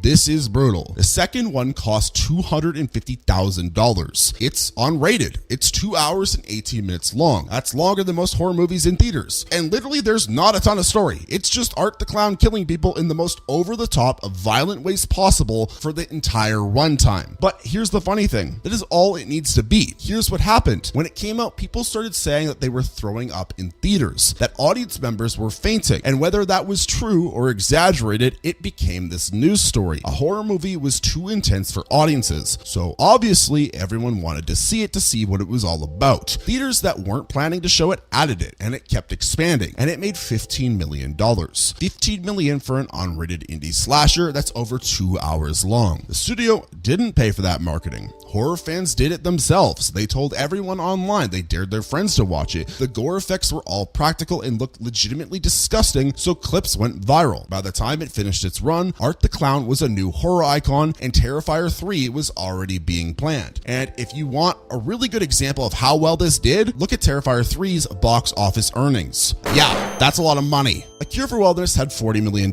and beautiful cinematography, and nobody gave a shit. Terrifier 2 had $250,000 and practical gore effects that made people sick and became a phenomenon. Moving on, Underwater finished shooting in 2017, sat on a shelf for 2 years, and Disney inherited it when they bought Fox, and you could just tell that they wanted it gone. They released it in January 2020 with the kind of marketing campaign that screams, please fucking forget this exists. The movie stars Kristen Stewart as an engineer at an underwater drilling station that gets attacked by something, and that something turns out to be Cthulhu, which sounds pretty cool actually, and the movie is actually pretty good. I went and saw this in theaters, but I knew nothing about this movie. I hadn't seen an ad. I was just bored on a weekend. I was like, oh, let's see if there's any horror movies. That's a horror movie. I'm gonna go see it. The effects are good. The creatures look legitimately legitimately scary. Kristen Stewart's acting is great in it. The movie is basically Alien but underwater, and it works fine for what it is. Critics gave it mixed reviews, but nothing terrible. You know, most critics got sticks up their asses, so can you really take them that seriously? Audiences who saw it mostly liked it. The problem is almost nobody saw it, because it opened in early January to $7 million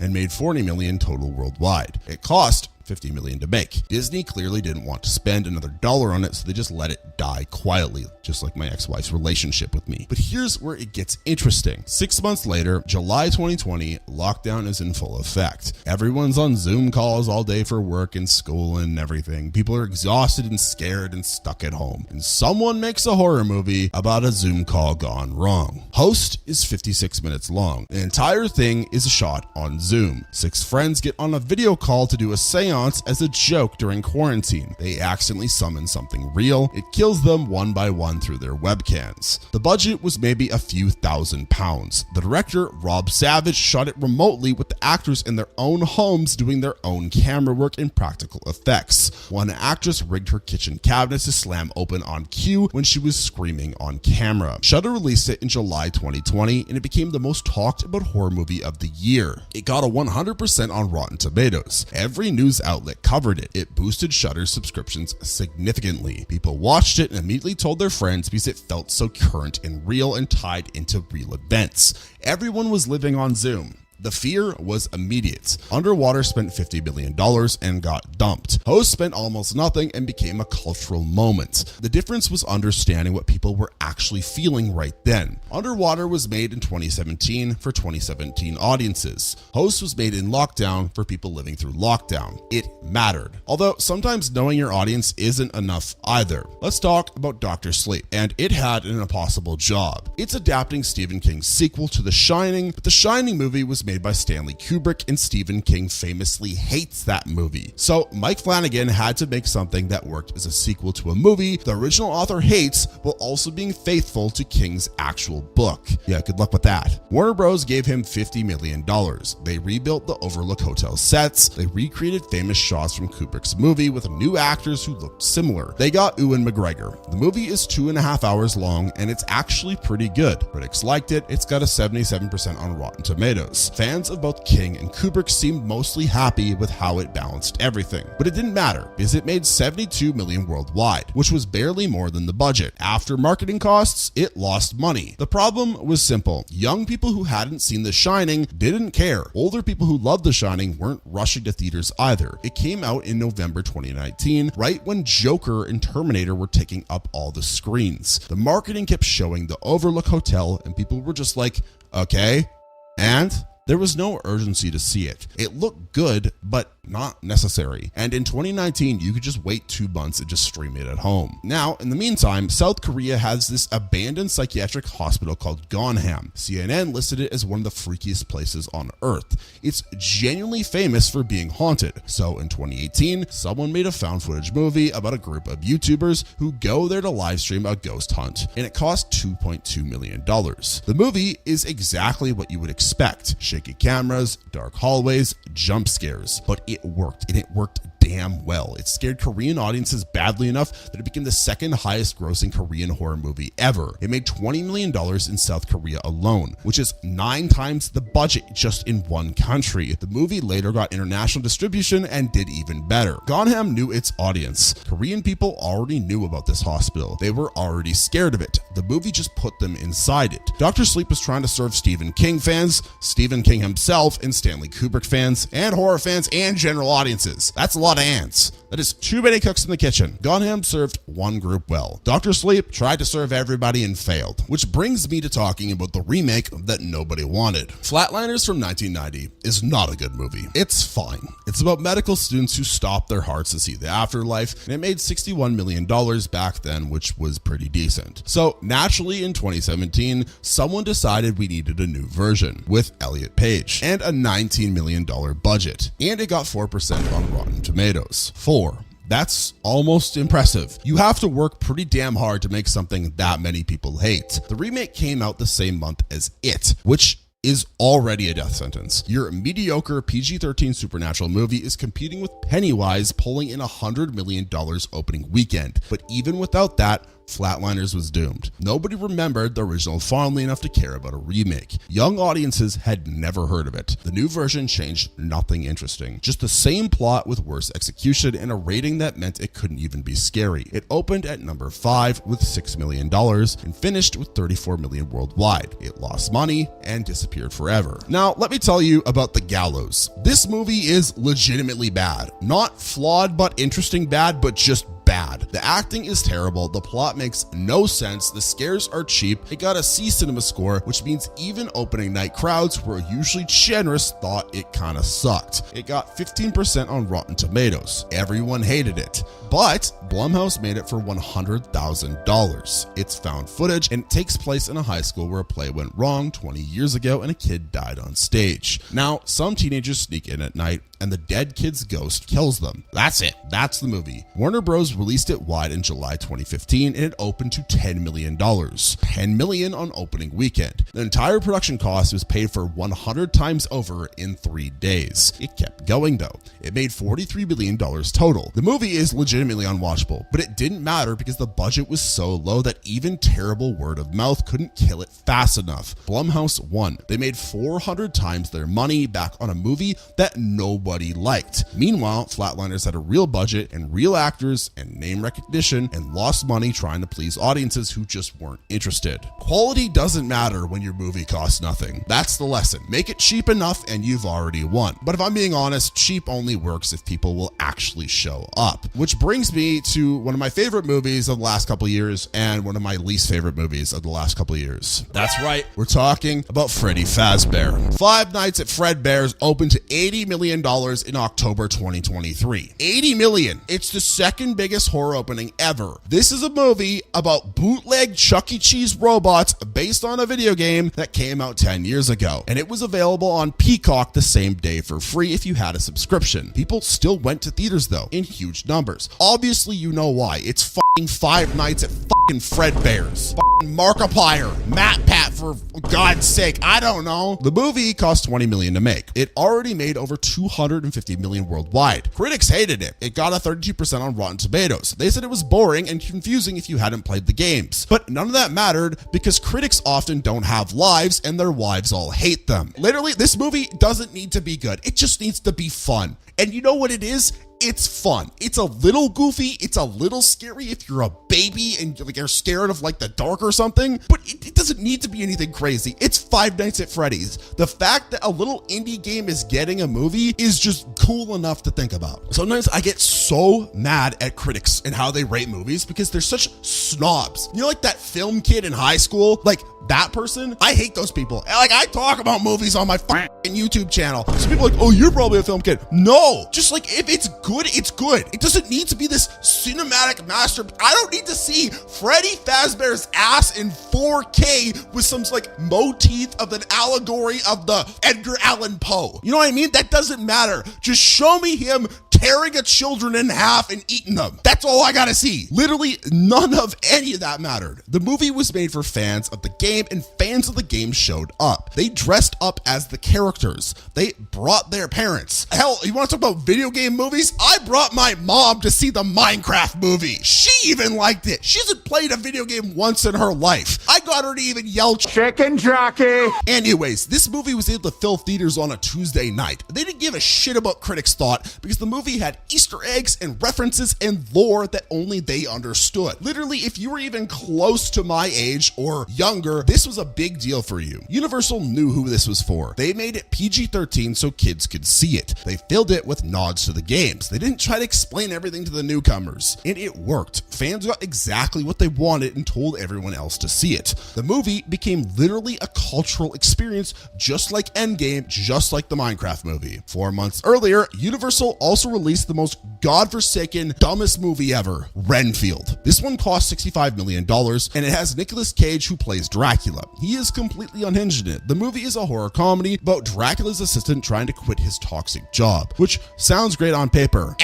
Wrong. Nick Cage as a vampire should be an easy sell. It should, but this movie sucks. It made $26 million worldwide. 26 on a $65 million budget. It bombed. Why? Well, because I hate it. That's why. But because nobody actually knew what it was. The trailer showed gore and jokes, but it wasn't clear if it was actually funny or actually scary. Horror fans thought it looked too goofy. And I thought it looked too goofy, but not in like a good goofy. I'm one of the goofiest guys around. I'm the fucking goofy goober at the Krusty Krab. I thought this movie looked stupid. Comedy fans thought it looked too violent. It came out in April against the Mario movie, and guess what? It got destroyed. It opened to $8 million and was gone within 2 weeks. Renfield had an okay concept and a great weird performance from Cage. It still failed because it wasn't made for anyone specific. Five Nights at Freddy's was made for one group of people, and they all showed up because they are legitimately a cult. You say anything bad about their video games, they will cancel you. This comment section probably loves me because I say I like this movie, but if I said I hated Five Nights at Freddy's, I would be canceled into oblivion. That is the difference. Know who your movie is for, or you'll make a movie for nobody and you'll be a broke-ass director like all the rest of them. But sometimes though, people just show up because of your name. Jordan Peele made Get Out for $4.5 million. It made $255 million. So when he announced his next horror movie, people paid attention. Universal gave him $20 million for Us. Still cheap by studio standards, but way more than Get Out. And it made exactly the same amount, $255 million. Same number because people trusted him that much after his first big horror hit. The movie came out in March 2019 and opened to $71 million. That is a record for an original horror movie. Not a sequel, not a remake, not based on anything, just a new scary movie that Jordan Peele made. The marketing was perfect. That creepy remix of I Got Five on It in the trailer, the image of a family in red jumpsuits holding gold scissors. It looked unique and weird, and people wanted to see what Peele would do next after Get Out. Think about how risky this was though. Like if you were the average director who was trying to play it safe, make a bunch of money and earn studio trust, you would have just made Get Out 2. But Peele had the balls to say, nah, I'm gonna make another thing that's completely original and just go with that. Well, it worked because critics loved it. It got a 93% on Rotten Tomatoes. Audiences talked about it for weeks trying to figure out what it all meant. The symbolism, the metaphors, whether it was about class or identity or America. That kind of conversation makes people see it twice. And Lupita Nyong'o playing two completely different versions of the same character got her a ton of praise. The movie worked on every level. Like I normally hate when that happens, when an actor plays two different characters that are like related or twins or like somehow connected. I usually hate that. But this was a really good example of that. Let's not talk about Michael B. Jordan in Sinners though. I really wish they just used two different actors. I just couldn't get out of it for some reason in that movie. I wish I loved that movie, but I don't know. Anyways though, that same year, Lionsgate spent $50 million rebooting Hellboy. The previous Hellboy movies from the 2000s were beloved. Guillermo del Toro directed them and Ron Perlman played Hellboy, and they had this perfect mix of action and heart and weirdness. The reboot tried to go darker and edgier with an R rating instead of PG-13. More blood, more swearing, more CGI monsters. It didn't matter. It opened to $12 million. It made $55 million total. It barely covered the budget before marketing. Critics destroyed it with a 17% on Rotten Tomatoes. There were reports of the director and producers fighting on set, and you could tell. The movie feels like it was edited by 5 different people who all hated each other. The scenes don't flow, the tone is all over the place. David Harbour tried his best, but he wasn't Ron Perlman, and nobody wanted him to be. Us succeeded because Peele earned trust with Get Out and delivered something new and interesting. Hellboy failed because nobody wanted a reboot that threw away everything people liked about the originals just to be edgier. And then there's possibly one of the biggest examples of all of this of all time. It made $700 million on a $35 million budget. That is over 20 times its money back. It was the highest grossing horror movie ever when it first came out. It opened to $123 million domestic. For a movie about a clown in the sewers that is a reboot of an older movie that was semi-popular but not super popular, and definitely Gen Z didn't know about it. Like, these are superhero numbers. That is not supposed to happen for horror. Warner Bros. Released it in September 2017 and everything just went right. The marketing was perfect. There were red balloons everywhere. You'll float too! Became instant meme material. Bill Skarsgård's Pennywise was terrifying, but also became this weird pop culture icon immediately. You want a balloon, Georgie? Georgie, you want a balloon? You better subscribe to the channel or you'll float too. That's my Pennywise voice. If anybody's hiring, hit me up. The movie worked as a horror film and as a coming of age story about kids dealing with trauma. It felt nostalgic without being old, and it was actually scary. The Georgie scene in the opening became one of those moments that everyone talked about, because this is still early in the days that we don't kill children in movies. That don't happen. Let's not talk about 2025. We'll just be like smoking kids left and right these days. They don't give a fuck anymore. Anyways, critics liked it with an 86% on Rotten Tomatoes. Audiences loved it, including me. It played in theaters for months because people kept going back. Some to see it again, some because they finally gave in to peer pressure after everyone told them they had to see it. It became this event, and Stephen King himself approved of it, which helped since he's pretty vocal when he doesn't like adaptations of his work. He's also like extremely vocal about everything I've noticed. I don't know much about his stance on stuff, but he just yaps a lot on Twitter. Now, that same studio tried adapting The Dark Tower the same year. It's a different King property, and this one had been in development hell for years. They finally made it with a $60 million budget, got Idris Elba and Matthew McConaughey. The books are this massive 8-novel fantasy western sci-fi series about a gunslinger chasing a man in black across a dying world. Huge mythology, tons of lore, very, very complicated. They tried cramming all of it into 95 minutes. The movie is incomprehensible if you haven't read the books, and if you have read the books, it's offensive because they cut out everything that made them interesting. It opened to 19 million. It made 130 million total, but barely broke even. It has a 16% on Rotten Tomatoes. Even King was diplomatic about it, which for him means he hated it. Again, he is vocal about everything. It told one story well, focused on kids in Derry fighting one monster. A clear beginning, middle, and end. Dark Tower tried building an entire universe in an hour and a half. It satisfied nobody. One knew what it was, the other tried being everything. It is just better. Let's not talk about it too, though. Let's just not talk about that's not a good movie. That is a generational fumble. Would you believe me if I told you that 14 times Hollywood spent millions trying to scare us, and 14 times teenagers on YouTube with zero budget did it better? This is not some fluke. There is a pattern here, and by the end of this video, you'll understand exactly why studios can't fix it. The answer might just be the last thing Hollywood wants to hear. If you want to understand what Hollywood keeps getting wrong about horror, and probably always will, hit the like button and subscribe, because we're going to be here for a while. Universal spent $400 million to buy the Exorcist franchise. Yes, $400 million. And what did they do with it? Well, they made The Exorcist Believer, a sequel so forgettable, so mid, so boring, it currently sits at 22% on Rotten Tomatoes. Critics called it tired, audience called it boring, I call it shit. The studio called it the start of a trilogy, and now that trilogy is probably never happening. Meanwhile, an 18-year-old named Alex Kister filmed something on his iPhone 11 with essentially no budget.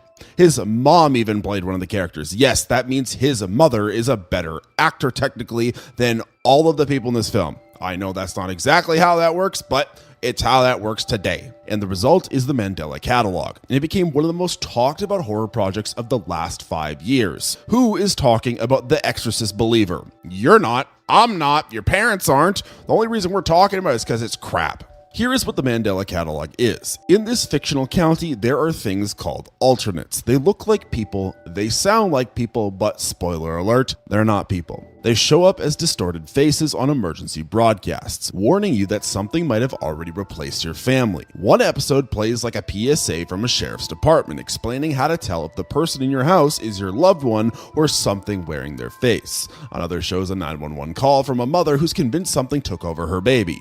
She's hysterical, begging the dispatcher to send help. The dispatcher doesn't believe her, and the whole time the footage is grainy and warped, like you found a VHS tape in your attic that you were never supposed to see. That is what makes it work, though. The Mandela Catalog doesn't look like a movie. It looks like evidence. The low quality isn't a limitation, it is the weapon. Your brain processes clean HD footage as fiction, but grainy camcorder footage trips a different wire. Part of you wonders if it's real, even when you know it's not. And that split second of doubt is where the fear lives. The Exorcist Believer has none of that. It's slick and professional, and you never forget for a second that you're watching actors on a set. The jump scares are telegraphed. The demon effects are fine, but they're familiar enough that nothing really sticks with you after the credits roll. Yes, an 18-year-old with an iPhone terrified the internet more than $400 million ever could. And that is not just my opinion. That is exactly what happened. But maybe it's a fluke. Maybe the Mandela catalog is just uniquely brilliant, and we're cherry picking here. Except this exact pattern played out years earlier with the same monster, the same studio, and the studio that would eventually lose to Alex Kister. Well, they had the answer sitting on YouTube for free. Marble Hornets started in 2009, back when YouTube horror was mostly just don't eat the Among Us potion at 3 a.m. and not much else. I know that the Among Us potion didn't come out till like recently-ish, but it was really the same type of videos. But back to Marble Hornets. Two guys with a camera, no crew, no budget for effects, just found footage uploaded in chunks with cryptic video responses from an account called Toe the Ark that nobody could explain. The whole thing was presented as real, or at least real enough that early viewers genuinely wondered if they stumbled onto something that they shouldn't have. The project follows a film student named Jay who inherits old tapes from a friend. On the tapes, something is wrong. Shots are corrupted, audio cuts out at strange moments, and in the background, sometimes barely visible, a tall figure with no face keeps appearing. The friend becomes paranoid, acting erratic in the footage before eventually disappearing. As Jay digs deeper, uploading his findings to YouTube, he realizes he's not just investigating anymore. He's become a target too. Fans called the thing in the woods the Operator, but the internet knew it better as Slenderman, and Marble Hornets is what made Slenderman a household name. This was not a footnote in internet culture. This was basically the whole damn blueprint. The amateur style gave it a realness that polished productions could not touch. The ARG format, where fans paused frames, decoded hidden messages, and pieced the story together themselves, made you feel like you were actually part of it. You weren't a passive audience. You were an investigator, and that made the horror feel personal in a way movies almost never do. When Sony announced a Slenderman movie in 2018, they had everything they needed.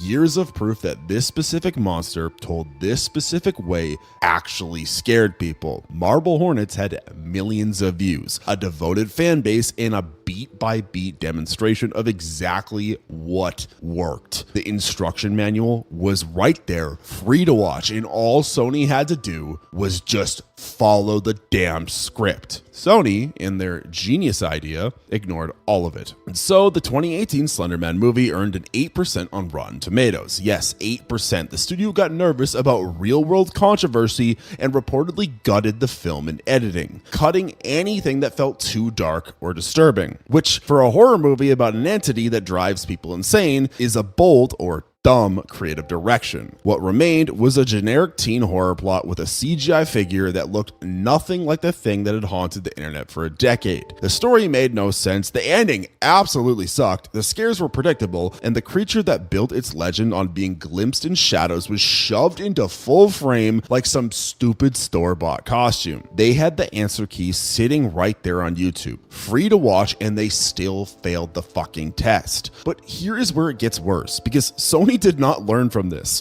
4 years later, the same legend, the same studio, but a different YouTube creator, well, they managed to fail in exactly the same way. There is a corner of the internet obsessed with liminal spaces. Empty malls at 2 a.m., school hallways with the lights off, parking garages that seem to stretch forever. Photographed the right way with that uncanny silence and wrongness, these places hit something deep that's hard to explain. The backrooms took that feeling and built a nightmare out of it. In 2022, a 16-year-old named Kane Parsons uploaded a short film that broke people's brains. This is the premise. A guy filming a home video somehow glitches through reality and ends up in the back rooms. An endless maze of yellowed office hallways, buzzing fluorescent lights, and damp carpet stretching in every direction forever. The footage looks like it was shot in the mid-90s on a camcorder, complete with tracking lines and audio distortion. And somewhere in that maze, something is hunting him. You barely see the creature, maybe a glimpse of limbs, footsteps echoing from a direction that doesn't even make sense. The monster isn't the point though. The endless, suffocating wrongness of the space is. Your brain fills in the rest, and your brain is much meaner than any CGI department could ever be. And all of this to say that Sony still couldn't crack Slenderman even with a different analog horror format showing them exactly how. The Slenderman movie showed its creature constantly in full detail, stripping away every trace of mystery.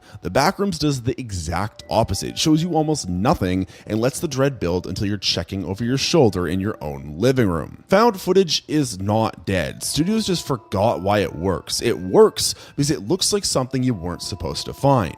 When footage is clean and clearly staged, your brain files it under fiction. When it's grainy and degraded, when it feels like a tape that's been sitting in a box since 1996, part of your brain treats that as real. That tiny window of doubt is everything. Kane Parsons understood this at 16, but a billion-dollar studio did not. Just put that in your mind for a second. A 16-year-old understood this and likely made an entire career off of it. But a billion-dollar studio was like, nah, we can't do that. Why don't you just hire the 16-year-old? This came out after the Backrooms. Why not? And you think, oh, Chupacabra, that's a crazy idea. Well, the Backrooms racked up nearly 100 million views. Then A24 announced that they were adapting it for theaters. And as I am recording this video, the first trailer just came out and it actually looks good. So maybe someone's going to finally get this right. But you want to know the reason it looks so good? Well, Kane Parsons is directing. Yes, the teenager who made Sony look stupid is now making a Hollywood movie, and Sony is still wondering what went wrong with theirs.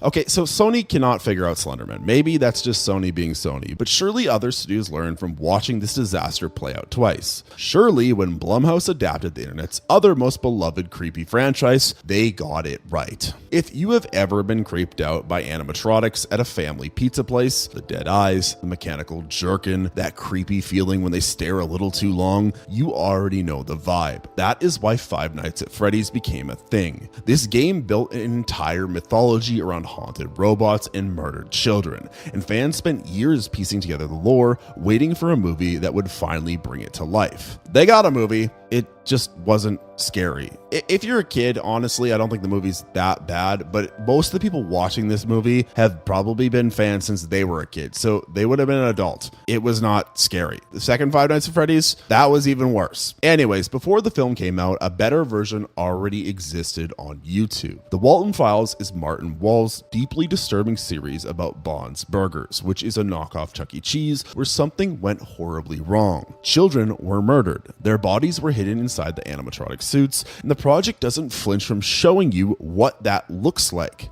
washed out VHS footage of a wide-eyed cartoon mascot, then a hard cut to those same mascots with bloodied mechanical faces, twitching in ways that they shouldn't, or a tape where one of the killers confesses with their voice breaking while nightmare imagery flashes across the screen. Viewers talk about needing to even pause it because the atmosphere is that suffocating. The Walton Files commits to being disturbing in ways the official FNAF movie never would, because the movie had to be PG-13. It had to sell the toys. God, we need to sell the merch, guys. Think about the profit margin. Think about the toys. Think about the plushies. We need to sell them. We can't do that with a rated R movie. It has to be able to play in malls on a Saturday afternoon. So the animatronics aren't terrifying. They're kind of sweet, honestly. They're literally almost cuddly. And critics called it weirdly tame, which is a polite way of saying we paid for a horror movie and got Hallmark special with robots. Keep in mind, in the lore of these games, children are literally scooped, like their insides are scooped out and put into stuff. That is the lore we are basing off, and we got a cuddly fucking rabbit. One reviewer said they were impressed by how not scary it was at all. Yes, a movie about possessed machines that murder night guards somehow had less tension than an episode of Bluey. The FNAF games work because they're brutal. You're alone, trapped, the animatronics want to kill you, and if they catch you, you die. There's no emotional backstory where Freddy Fazbear turns out to be a misunderstood emo boy. He's a monster, and that's exactly the point. The movie didn't trust that, though. They tried to make you feel bad for the robots. It gave the main character family drama and dream sequences and emotional beats that belonged in a completely different film. Every edge got sanded down until nothing was left but a PG-13 husk wearing Five Nights at Freddy's like a costume. The Walton Files, on the other hand, shows children murdered and stuffed inside animatronic suits. The official adaptation made the killer robots look like they would be fun at your birthday party. Studios keep learning the wrong lesson, though. They think bigger audience means softer horror, but when you sand off the edges, you sand off the fear, and without the fear, what is even the point? Which raises a question. What happens when a YouTube creator and a studio tackle the exact same concept?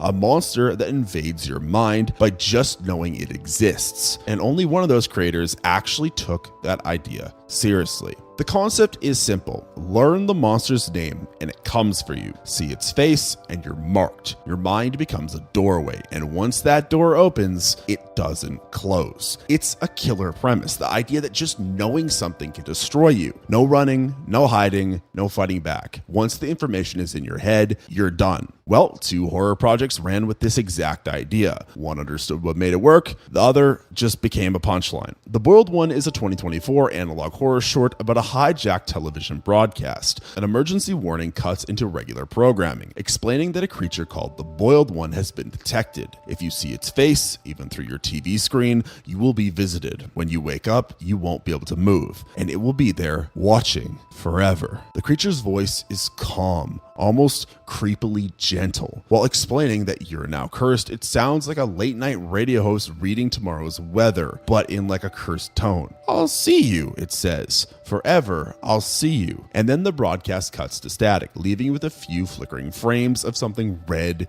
and wrong that you really wish you hadn't seen. The Boiled One works so well because it keeps the monster hidden for most of the video. You get a glimpse, a shape, just enough to make you fill in the rest yourself. And whatever you come up with will haunt you longer than any creature they could design. But if I'm being honest, this is one of the best designed creatures I have seen in any horror. This is really well done. I wish movies would get stuff like this in them. But then there's the Bye Bye Man. It's the same concept. Learn the name, get haunted. If you say it or think it, the creature comes for you. Get it?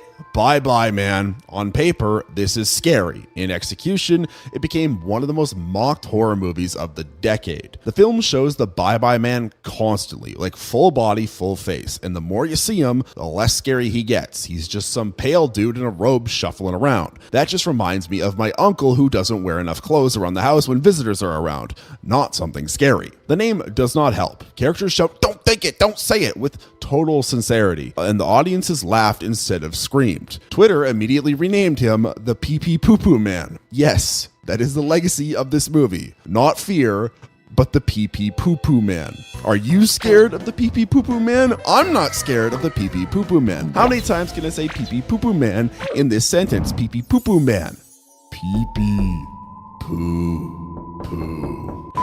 Reviews called it painfully dull. One critic wrote that even hardcore horror fans would walk away with nothing but a headache. It's the same concept, the same rules, but completely opposite results. The Boiled One sticks with you because it respected the idea. Keep the monster hidden. Let the dread do the work. The Bye Bye Man flopped because it showed everything and never noticed how ridiculous it all sounded out loud. The Boiled One ends on hopeless dread. The Bye Bye Man ends, well, getting ratioed on Twitter. But showing too much isn't the only way studios ruin a good concept. Sometimes they explain it to death. Imagine taking cosmic horror, the idea that nature itself might be hostile and unknowable, and reducing the entire threat to a single word. Picture this. You're watching what looks like an old educational tape from the 80s. You know, like synth music, cheesy graphics, and a narrator droning on about the solar system. Normal stuff. And then, almost casually, the video mentions that a new planet has appeared. One that wasn't there before. One called the Iris. And the Iris, the narrator explains in the same flat tone, consumes other planets. The tape keeps going with the same music and the same energy, as if this is perfectly normal information. That's Gemini Home Entertainment, a YouTube series disguised as a box set of old VHS tapes, nature documentaries, safety guides, educational shorts, all hiding something deeply disturbing. One tape starts as world's weirdest animals and gradually shifts to creatures that should not exist. Wood crawlers that look like trees until they move. Something in the deep ocean that's actually part of something much larger. The videos layer on each other and slowly you realize they're all connected. Something called the Iris is consuming our solar system, and these cheerful educational programs are documenting an apocalypse in slow motion, and nobody noticed. That's what makes it work. Contrast. You expect comfort from this format. This is just a nature video. How bad could it get? And then the content turns your stomach. A PSA about storm safety becomes a warning about storms that are alive. A kid's tape about nutrition reveals that certain foods are now different. The mundane wrapper makes the darkness land harder. Now imagine the opposite approach. A Hollywood director with $60 million trying to make nature scary by having the villain be plants, getting revenge, because humans are mean to the environment. Well, that's The Happening, M. Night Shyamalan Ding Dong's 2008 disaster about a toxin in the air that makes people end their own lives. The concept has potential: invisible threat, mass hysteria, nowhere to run. But the execution became an accidental comedy that people still reference when they need an example of a movie completely missing the point. Mark Wahlberg talks to a plastic plant and asks if it's going to kill him. People lie down in front of lawnmowers. When the big reveal comes, plants did it. The theater might as well be a comedy club. Reddit would call the movie a complete riot from start to finish, and they're not complimenting it when they say that. Gemini never explains what the iris actually is. It never tells you how the invasion works or why it's happening. It just shows you evidence that something is wrong and lets your brain do the rest. The Happening spells everything out in dialogue so clunky that any tension just dies. Gemini makes you afraid of the sky and the woods. The Happening makes you afraid of bad writing. But a creepy concept isn't enough on its own. You need to give the audience a reason to stay invested, something to piece together, a mystery worth solving. Which brings us to a movie that took one of the scariest real locations on Earth and somehow made it boring. Pripyat is one of the creepiest places on Earth. It's an entire city abandoned in hours after the Chernobyl disaster, left exactly as it was in 1986. Ferris wheels that never spin, classrooms with gas masks scattered across the floor, and everywhere you look, nature is slowly eating the buildings while radiation keeps everyone else away. If you were going to set a horror movie anywhere, this would be the place. Chernobyl Diaries had this gift wrapped to them and still managed to make it pretty boring. The 2012 film follows a group of tourists who take an illegal trip to an exclusion zone. The premise writes itself: isolated location, no help coming, something lurking in the ruins. But instead of building dread from the setting, the movie throws generic mutants at the screen and hopes for the best. Characters make every dumb decision you would expect. The camera shakes, people die one by one, and none of it feels like anything you haven't seen before. One review called it uninspiring, boring, and worst of all, not scary. They had one of the most haunting locations on the planet, and they wasted it on jump scares and a shaky cam. Now let's compare that to the Greylock tapes. This is a 2023 analog horror series built around Mount Greylock in Massachusetts. Not exactly a famous creepy location, it's just a mountain. But the project creates its own mythology through leaked security footage, government training videos, and recordings that were never meant to surface, just like my internet history back when I was 10. The premise is researchers were running experiments in tunnels beneath the mountain, trying to manifest entities from human thought. And it worked. And that's when it went very wrong. What makes Greylock effective isn't just the monsters, it's how the project makes you work the story. The clues are hidden in the footage. Timelines don't line up until you piece them together yourself. One tape shows an ultrasound where a baby is visible, and then, between frames, it's not. Another has a creature mimicking the voice of someone who died 3 episodes earlier, calling out for help that isn't coming. You're not watching passively. You're pausing, rewinding, and comparing notes with people online trying to figure out what's going on. That's the difference between horror that engages and horror that just plays. Chernobyl Diaries treats its audience like passengers. Sit down, watch things happen, wait for the next loud noise. The Greylock tapes treats its audience like investigators who stumbled onto something classified. You become part of the experience because you're doing the work of uncovering it. One takes a creepy location and does nothing with it. The other builds a mythology from scratch and makes you feel like you discovered it for yourself. Greylock gives you puzzles to solve, footage to analyze, secrets worth uncovering, and Chernobyl Diaries gives you tourists waiting to die in the order that you would most expect them to. Look, engagement matters. If the audience has skin in the game, they care more. If they're just waiting for the next jump scare, then they just check their phones. Honestly, hot take from Chupacabro, I don't think phones are the enemy of movies these days. I know everything is written in a way that you can understand what's going on if you glance away 3 times over 10 minutes, but maybe that's just saying that we need to make better content. If you're making a movie and it's not holding someone's attention, then maybe you didn't set up the stakes properly. I don't know. What do you think about that? Let me know down in the comments below. But what happens when the horror isn't about solving a mystery at all? When the medium itself becomes the threat? When the thing trying to kill you is your own television? Well, there's a reason emergency broadcasts are scary. That tone, the one that cuts through whatever you're watching and forces you to pay attention, triggers something primal. When that sound plays, your brain is trained to listen, and whatever comes next, you believe. And Local 58 exploits this perfectly. The project started in 2015, and it was one of the first analog horrors on YouTube. It pretends to be archives from a fictional public access channel, and each video is a broadcast that went wrong. Not like technical difficulties wrong, but something is controlling the signal wrong. One episode, called Contingency, starts as a 1960s civil defense video. You know, standard Cold War stuff, what to do if there's a national emergency. And then, without changing tone, it instructs viewers to end their own lives. Your greatest weapon is your own mortality, the narrator says calmly.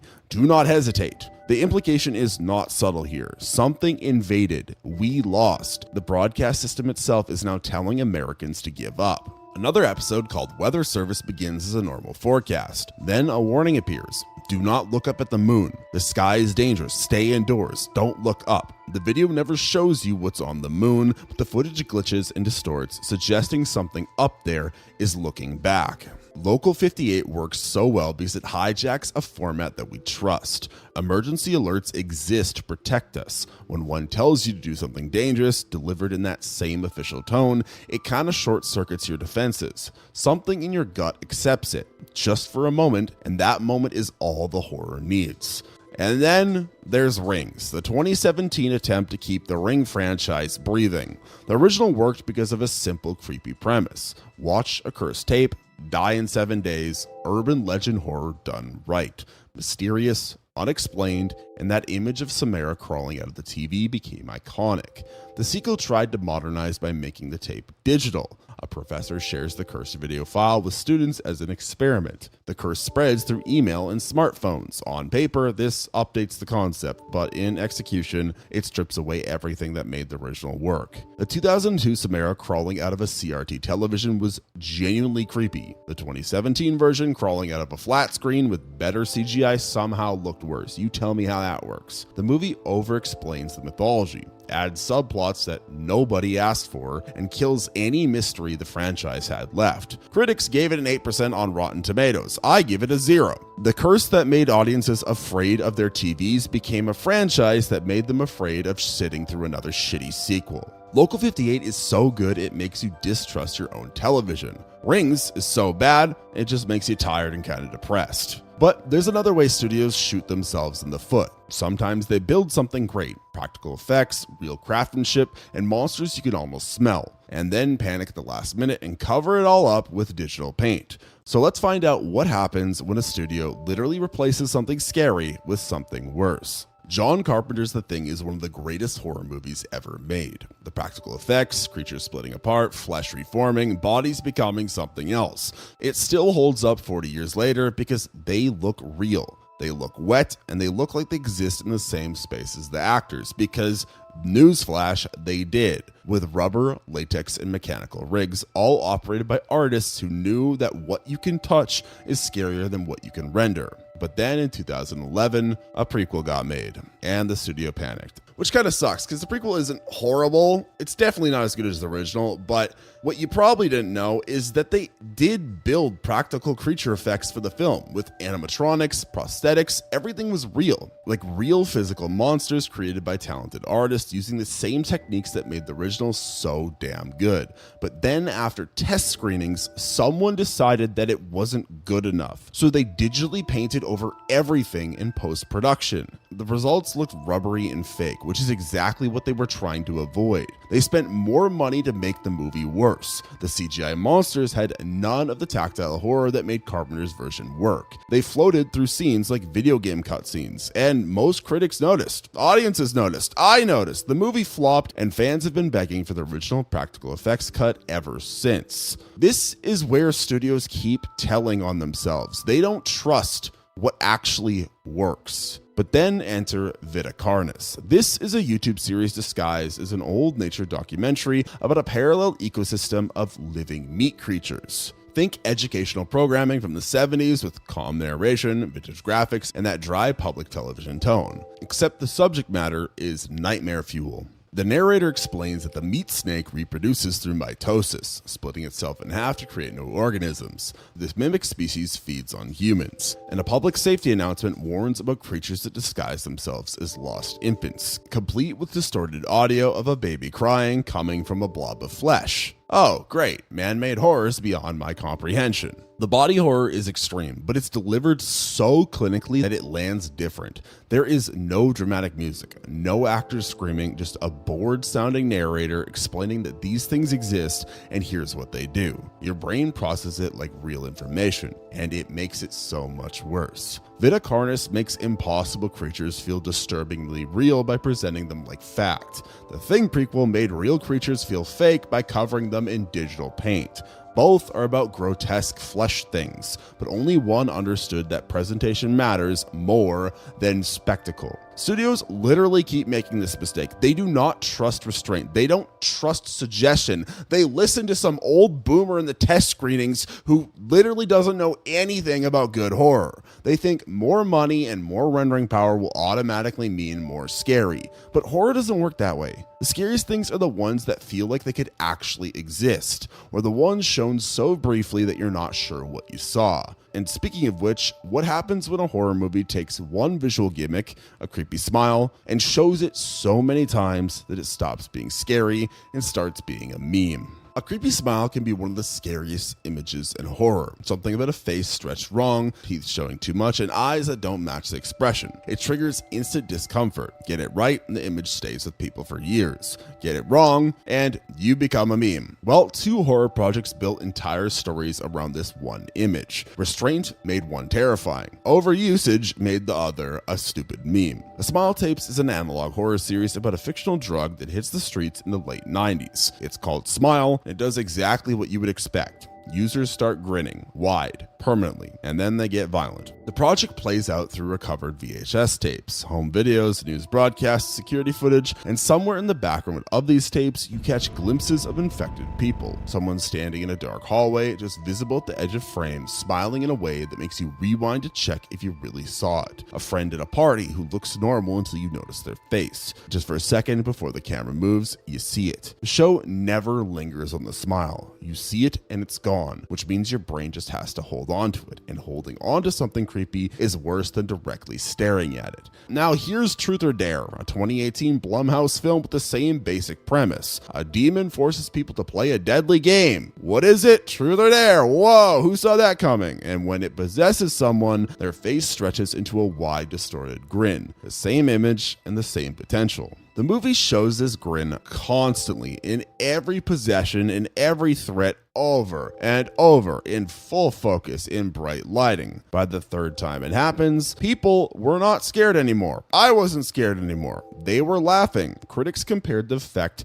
to a literal Snapchat filter, which I'm pretty sure it was. And here is the incredible part. A character in the actual movie makes that same joke as me. No, that's not even an original joke. They say it in the movie. The filmmakers knew it looked goofy. They acknowledged it and kept going anyway. Reviews call it a lazy, tone-deaf horror flick. I call it absolute shit. The grin was supposed to be the signature scare, and it becomes the thing audiences mocked on social media instead. The poster, the trailer, all of it. It's the same image. One version is genuinely unsettling because you only glimpse it, and the other turned into a joke because you couldn't escape it. The second you overexpose a gimmick, it loses all of its power. Your brain adapts, the mystery dies, and suddenly your scary face is just a meme that some fucking 13-year-old girl is gonna be posting on her Snapchat story saying streaks. But restraint isn't the only thing separating good horror from bad. Sometimes the problem isn't creative choices at all. It's that nobody was in charge to make those choices. What happens when the production itself falls apart and all of that chaos bleeds into every frame? Well, corporate training videos are supposed to be boring. Someone in HR makes a PowerPoint about workplace safety, sets it to cheerful music, and leaves it running in the break room. You tune it out, nobody listens, somebody gets hurt 6 days later. That is the whole design working as intended.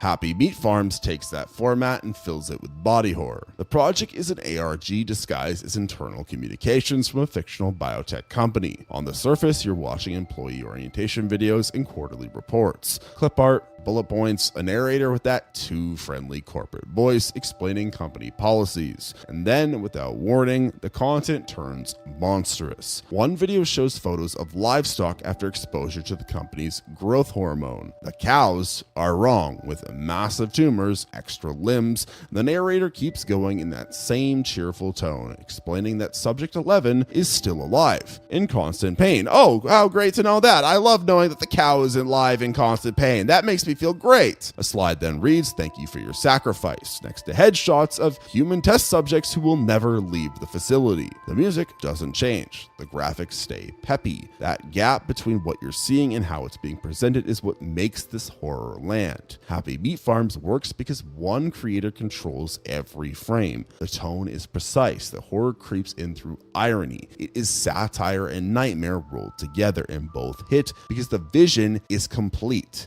Now, here's what happens when nobody's in charge. The Island of Dr. Moreau came out in 1996 with a $40 million budget and one of the most chaotic productions in Hollywood history. This is the concept. A scientist is creating human-animal hybrids on a remote island. It should have been disturbing. Instead, the movie became famous for everything that went wrong behind the scenes. The original director was fired 3 days in. He then snuck back onto set disguised as one of the animal hybrid extras, just to watch the disaster unfold. Marlon Brando showed up and did whatever he wanted, including wearing an ice bucket on his head during scenes. Val Kilmer was reportedly so difficult to work with that the replacement director later said he would rather die than work with him again. The final film has no idea what it's trying to be. Scary? Sad? Campy? I don't know, you tell me. It shifts randomly because nobody was steering the damn ship. Scenes meant to be horrified play like bad comedy. The body horror concept gets buried under all of the chaos, and audiences didn't know whether to feel frightened or confused. So, they just didn't care. Happy Meat Farms has total control over every moment. Dr. Moreau had actors wearing ice buckets while the fire director lurked in a rubber costume. One became cult horror. The other became a horrible, horrible tale about letting Marlon Brando do whatever he wants. For the love of God, do not ever let Marlon Brando do whatever he wants. He will destroy the world. Fucking Marlon Brando. Why? But even a smooth production could go wrong if the priorities are broken. What happens when a movie isn't designed to be good, but is designed to sell the next movie? When the franchise matters more than the story? Well, I'll tell you. But first, what if the Statue of Liberty wasn't a symbol of freedom? What if there was something inside it? Something old, something hungry, something that needed to be kept contained? Well, that's the starting point of the Monument mythos. This YouTube series takes American landmarks and reimagines them as nightmares. The Lincoln Memorial opens up into another dimension. The Grand Canyon emits signals that warp reality. And Mount Rushmore, well, something's hiding in the rock. Each episode is presented through fake archival footage, declassified documents, old newsreels, government training films, all building an alternate history where America's monuments cover up cosmic horrors. The creator, Alex Casananis, built this mythology piece by piece over years. Every video adds to a larger puzzle, with characters carrying between episodes and timelines connecting in ways that reward close attention. It's dense, it's weird, and it works because one person had a vision and followed it wherever it went. Nobody told him to explain less or make it more accessible. He made the thing he wanted to make. Now, here's what happens when a studio does the opposite. When a movie exists not to tell a story, but to set up the next 10 movies. The Cloverfield Paradox dropped on Netflix in 2018 right after a Super Bowl ad. The marketing was clever. Surprise release, big event, but the movie was not. This was supposed to explain the Cloverfield franchise. Where did the monsters come from? What connects the different films? The answer was a particle accelerator experiment that ripped open the multiverse, letting creatures from another dimension bleed into our reality. That's a workable premise, I guess. I'm gonna be honest, I think we should never touch multiverses in film ever again. I think the Avengers did it once and then they completely destroyed their entire good faith they built with their audience after that. Like Endgame was a good movie, but have you watched like any of the other Marvel movies since Endgame other than the Spider-Man one? No, I haven't either. And if I did, they were shit. I just think we should keep the multiverse back in the pocket where it belongs. Anyways, the Cloverfield paradox fumbled the bag. It raised more questions than they answered and made the earlier movies feel weaker. The problem is that Cloverfield paradox wasn't originally a Cloverfield movie at all. Reports say that it was a generic sci-fi script that got the franchise name slapped onto it during production. The monster connection was added after the fact, which is very obvious because it feels directly tacked on, because it was. The film ends with a giant creature appearing above the clouds, and instead of scary, it just feels random. Like there's an entire plot line in this movie that is so random of them back on Earth with the monster. It doesn't make any sense, like at all. It's not good. And I remember being such a fan of the Cloverfield series back when I was in high school and early college. And this came out and I was just sad because the first two movies were great and then they just fumbled the bag and now we don't have any more. I'm pretty sure like Overlord, which is like about the military and like the World War II or whatever, was supposed to be a Cloverfield franchise too, but it also feels just tacked on. Anyways, I don't even know if that's true anymore. I think I saw a rumor at one point. Editor, can you double check that for me? Anyways, critics gave it a 90% on Rotten Tomatoes. It made me depressed, and the marketing strategy got more praise than the film itself. Monument Mythos built a coherent alternate universe across dozens of videos, each one adding depth. Cloverfield Paradox tried to explain an entire franchise in 90 minutes and broke it. One was made by someone with something to say. The other was made by a studio with something to sell. The pattern keeps holding. When creators have freedom and a singular vision, they make things that resonate. When studios prioritize franchises and profits over stories, the stories suffer. You know, hot take, but if you just focus on making a good story, you'll make more money. I know that's crazy to think about, but like literally, I feel like most people are not upset with movies making billions of dollars if the movie is good.